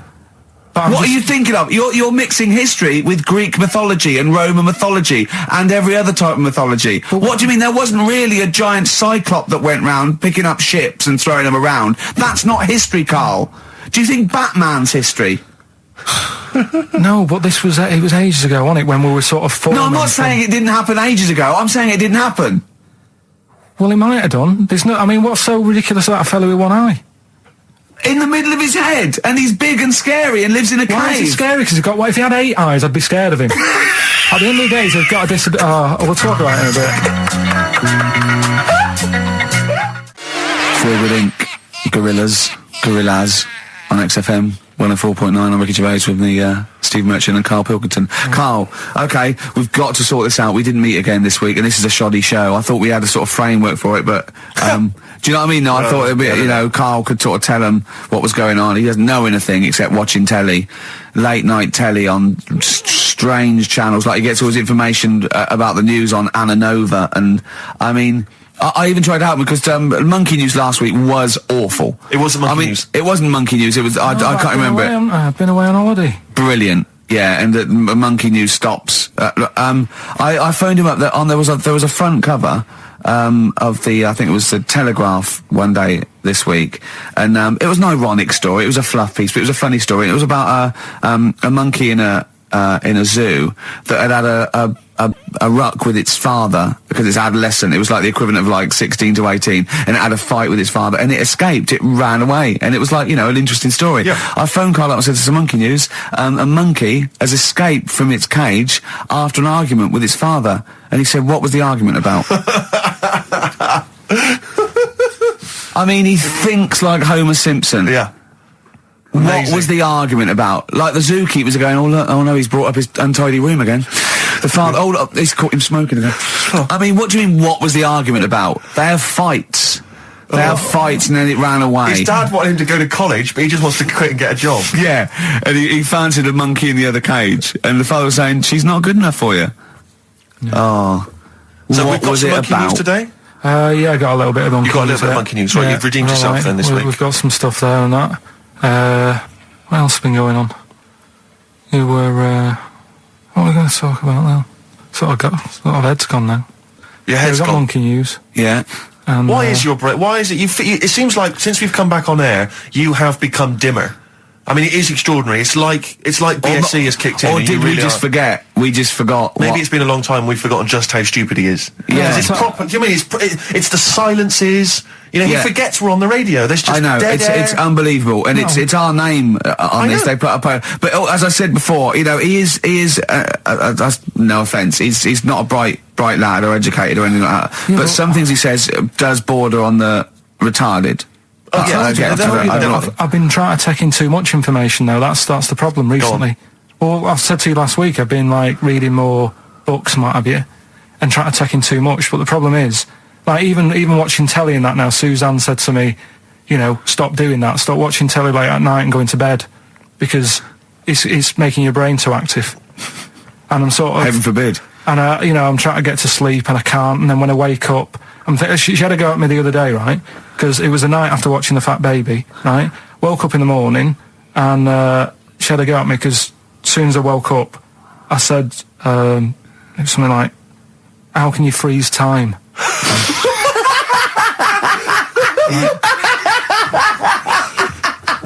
She said, "Are you going to say good morning or whatever?" I'm gonna burst! Just imagine it, right? It's like the sun comes up through the window. Oh, she's right. Carl's like that, his little head. His eyes open, he goes, One of those floppy night hats. "How can you freeze time?" Oh, God. But it's because, like, whatever, the night before I might have heard that on the news or whatever, and it's just been sort of whizzing around my head. Sure. And, it was a big debate. I think have they found a way of doing it or something? What are you talking about? They've done something about freezing time and all that. See, this isn't information. This is nothing. That is nothing, that. They've done something about freezing time. Imagine Jeremy Paxman coming on, going, "Well, the issues tonight said something about freezing time." It's you think before you talk. No, but I don't worry about how to do it. I just think about what effects that will Oh, have. they haven't asked you to get involved? Well, this is what I'm saying, though. You can't explain it. It's a tough thing, isn't it? But what's the point in me worrying It's not about a question. Do you know what he said to me the other day? This is unbelievable. This is one of the most stupid, incredible things I've ever heard. He was talking, and he suddenly stopped, and he was thinking about it, and he went, "Oh," I went, "What?" He went, "You'd never see a black ghost." Extraordinary. True, though, isn't it? I've never seen a ghost, full stop. There are no ghosts. There aren't ghosts. No, but I mean when you just see them in, like, magazines and that.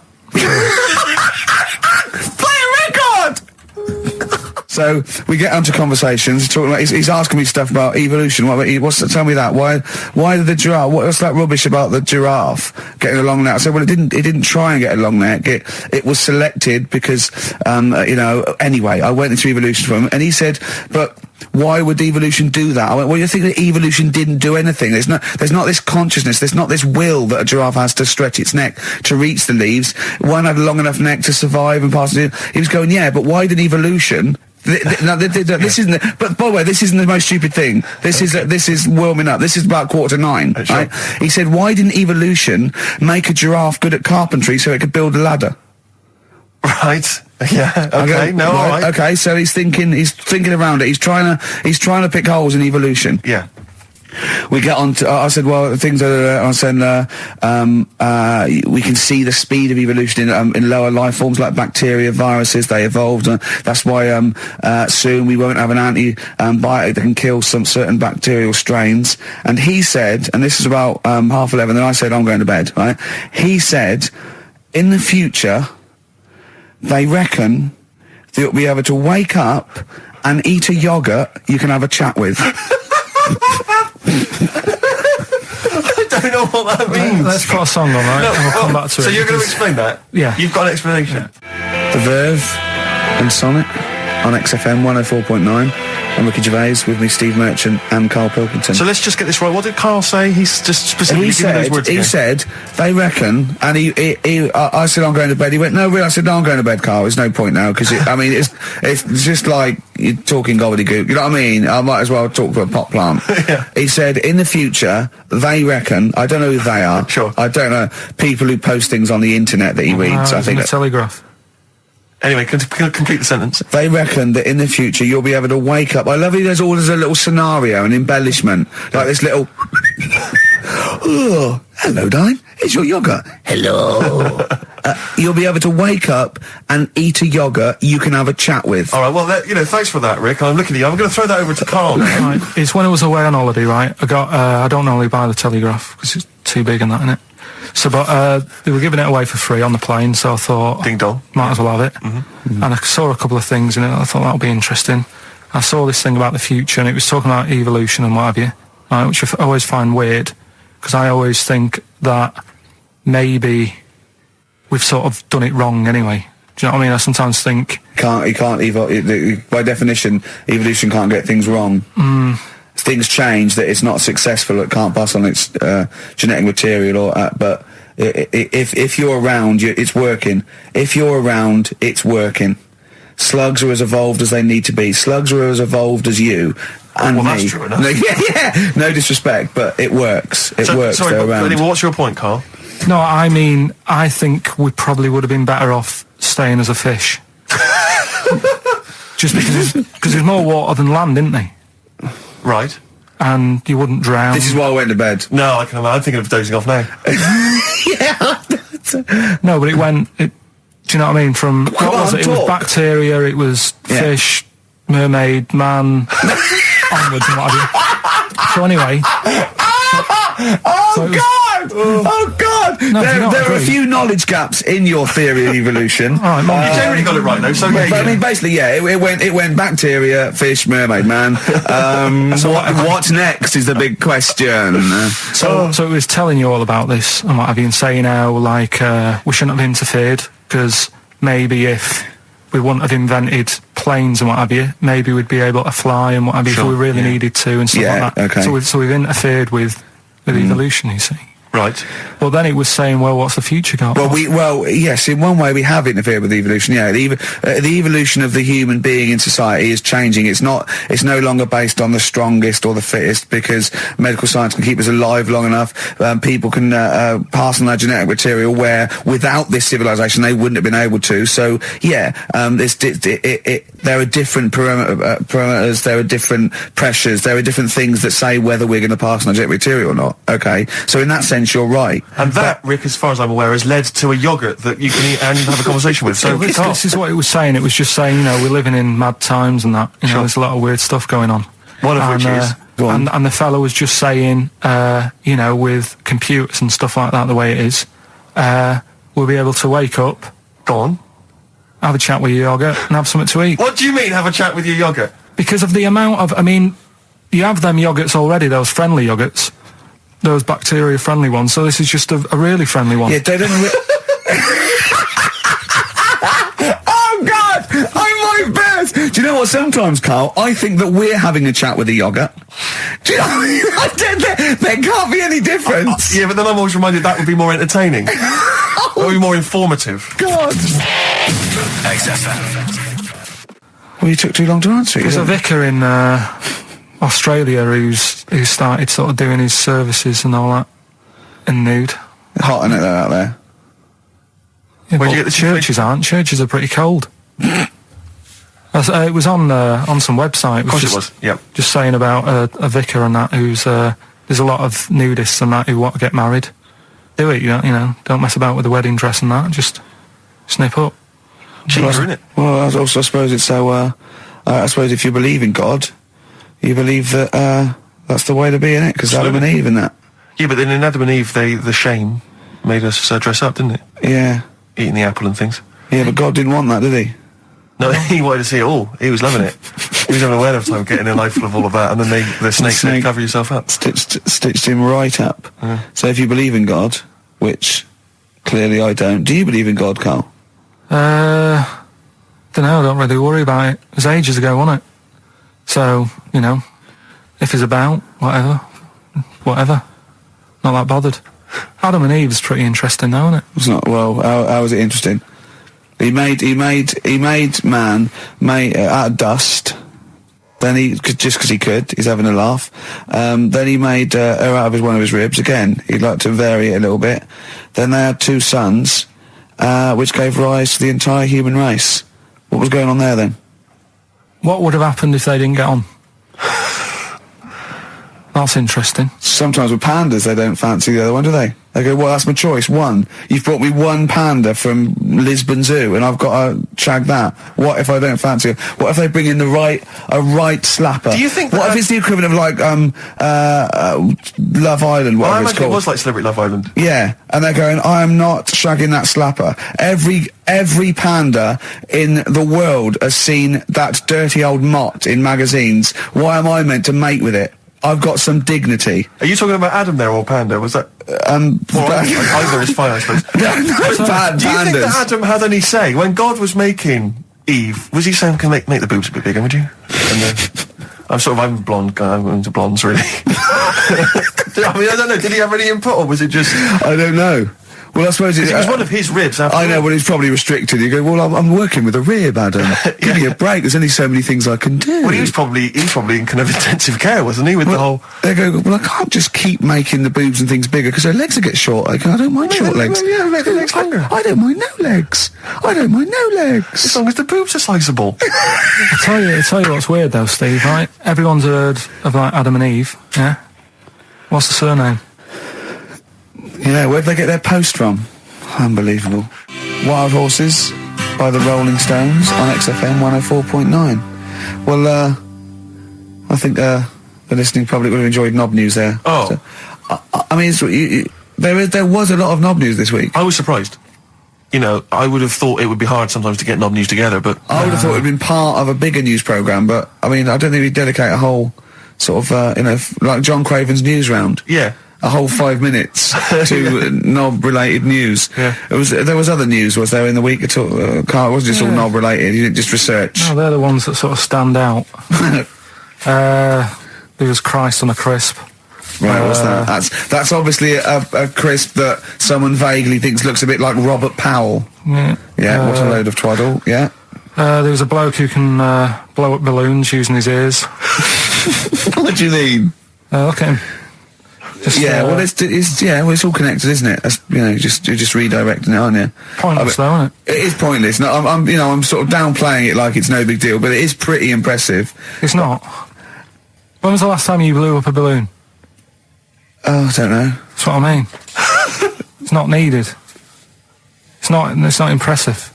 That's what I mean. That's why. But you could say that about any form of sort of like bizarre entertainment. I don't think you have to hang yourself from hooks, but a lot of people go and see Jim Rose Circus. I mean, I wouldn't. I don't see the... But would you go and see that?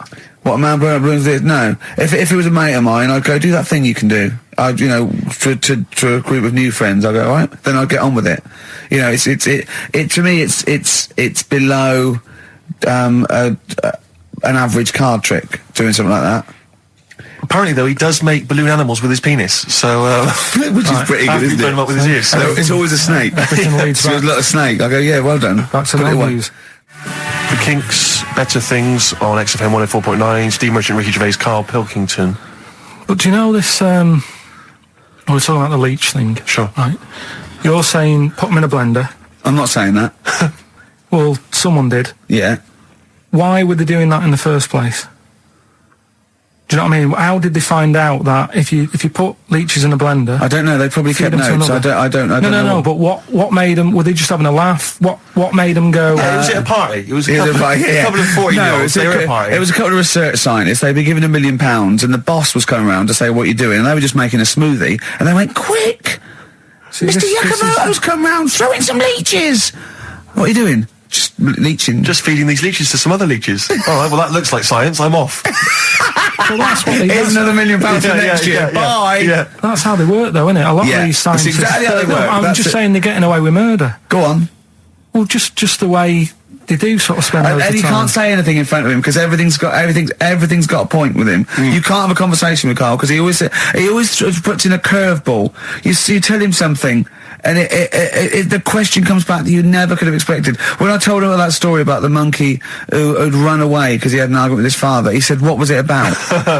No one in the world thinks that. Well, No one in the the- world the- would ask that question. The leech thing, do you Yeah. know how you said, show the leech the way to its better food, whatever it's eating or whatever, Yeah. in the maze, right? Yeah. It makes its way, Yeah. right? It eats the cheese or whatever. Right? Blood. Right? And then you give it... Everything's a cartoon Yeah. with Karl as well, isn't it? Everything is a cartoon. It's a leech with a little hat and a little baby bell at one end. But what happens if you got another one and Yeah. move the bit of blood, Yeah. right? So, feed those two leeches to one, then what? So is it going to get confused, or... Do you know what I mean? Which way will it go if it's eaten two leeches Yeah. that have done two different ways? Yeah. Is it sort of stressed out? I don't know. It probably knows both routes. It probably goes, well, there's one over here.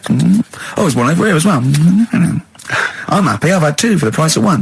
Right, and okay. I'm full of leeches. Then what's the best that can happen for? I Like, don't. What are you talking about? What do you want out because of me? I'm just saying, if by doing that they can go, right, we can do this with humans.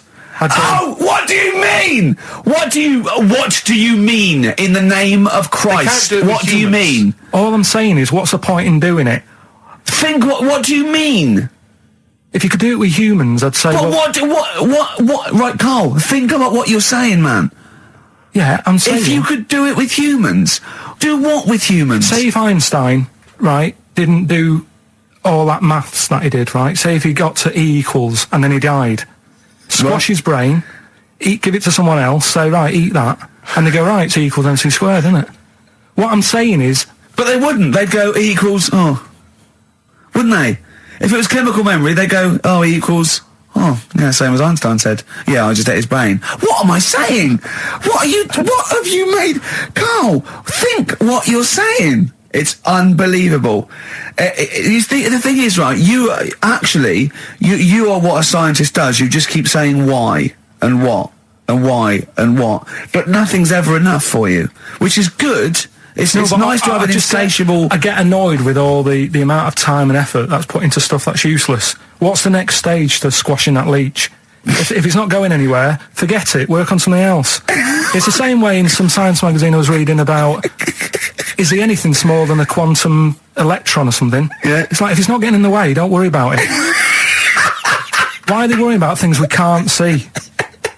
If you blended up Karl's brain and fed it to someone, would it make any difference? No, they it wouldn't would- even notice, would they? Wouldn't register. You put it to a leech, the leech would go, oh, I don't know what I was doing. I don't know what...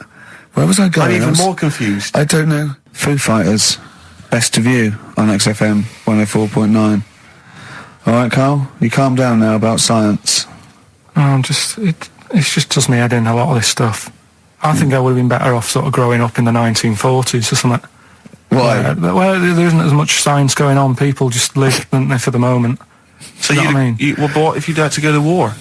What? What if Alright, you- maybe 1945, then I'd be happier. Just after the war. Just that bit after the war and before they started What messing age? about. What year would you want to be born? When was the war over? 45. Right. 46 then. But there'd be Born rationing. 46. There's rationing for another 10 years. 56 then. But there's a lot of science going on. At Oh, 56. forget it.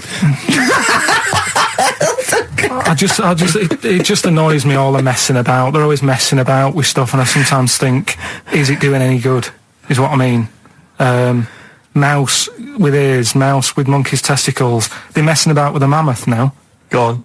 Well, they're just saying, well, they're managing to knock one together. Who And you asked? just think, some scientist somewhere. again, just messing about. Andy. No, but it's just, do you know, I mean, we've done it before about the do we need them thing. The amount of creatures and insects and that are knocking about. You've got that caterpillar that I mentioned walking about, it doesn't know where it's going. Get rid of them. The mammoth, the world's busy enough, it's crowded, it's overcrowded now. How much room are they going to take up? Do you know what I mean? Why are they doing it, Carl? Do you know? All you know is that they're trying to muck around with them. Because they can, because that's all it is, isn't it? Because they can. They're messing about. Someone's Yeah. being paid to do stuff. What else are we here for? If not to try stuff out. What else are we here for? What do you mean? Well, what are we here for? Just to enjoy life, isn't it? Well, some scientists enjoy knocking a mammoth together. No, but don't worry about the mammoth. It died out. Maybe it died out for a reason. Why didn't Noah save it if it was important? Because Noah, what do you mean? Noah's not true, is it? Well, I don't know. There might have been some truth in it. What truth in it? That he put 2 of every animal that existed into an ark. How big was this then? Why didn't they eat each other? Yeah, I know. I'm not saying. Imagine the noise, Carl. Yeah. No, Trying to get a bit of kit there. There's points to that where I go, that didn't happen, because where could he have been where there was a hamster and an elephant and a crocodile? Where was he? Do you know what I mean? But none I'm of it's saying, true. What bit do you believe? What do you mean? It got a bit wet. What are we talking about? The mammoth or the... No. What is up with you? No, it's just that we had a No, lot... seriously, have you got brain damage? No, it's just that we had a lot of topics going on there. I just don't know which... No, we were talking about Noah. And then you suddenly go, I know where did we... What? The mammoth or Noah? What? What you did, none of it's true. What? Think of it. Oh, God. Think of the first thing. Build an ark. Alright. Could I just clarify, what's an ark? It's a big boat thing. Right. I've never had any experience of Just carpentry. build a big boat thing. But I don't make... Just have a go. Don't worry, you'll be alright. I'll make Right. sure it's alright. But once I've built that, I mean, how big should I build it? What am I... Very big. It needs every animal. 2 of Ooh, every let's animal. stop you Go there. on. Every I'm in the animal. boat building, fair enough. I told you to make it big. Right. Don't worry about the fish. They can swim. Okay, but so All what's the thing? birds. Like, Get the flightless ones though. They're drown. Get the flightless ones. They would not the penguins. They're flightless, but they can swim. But all other animals. I should be writing this down.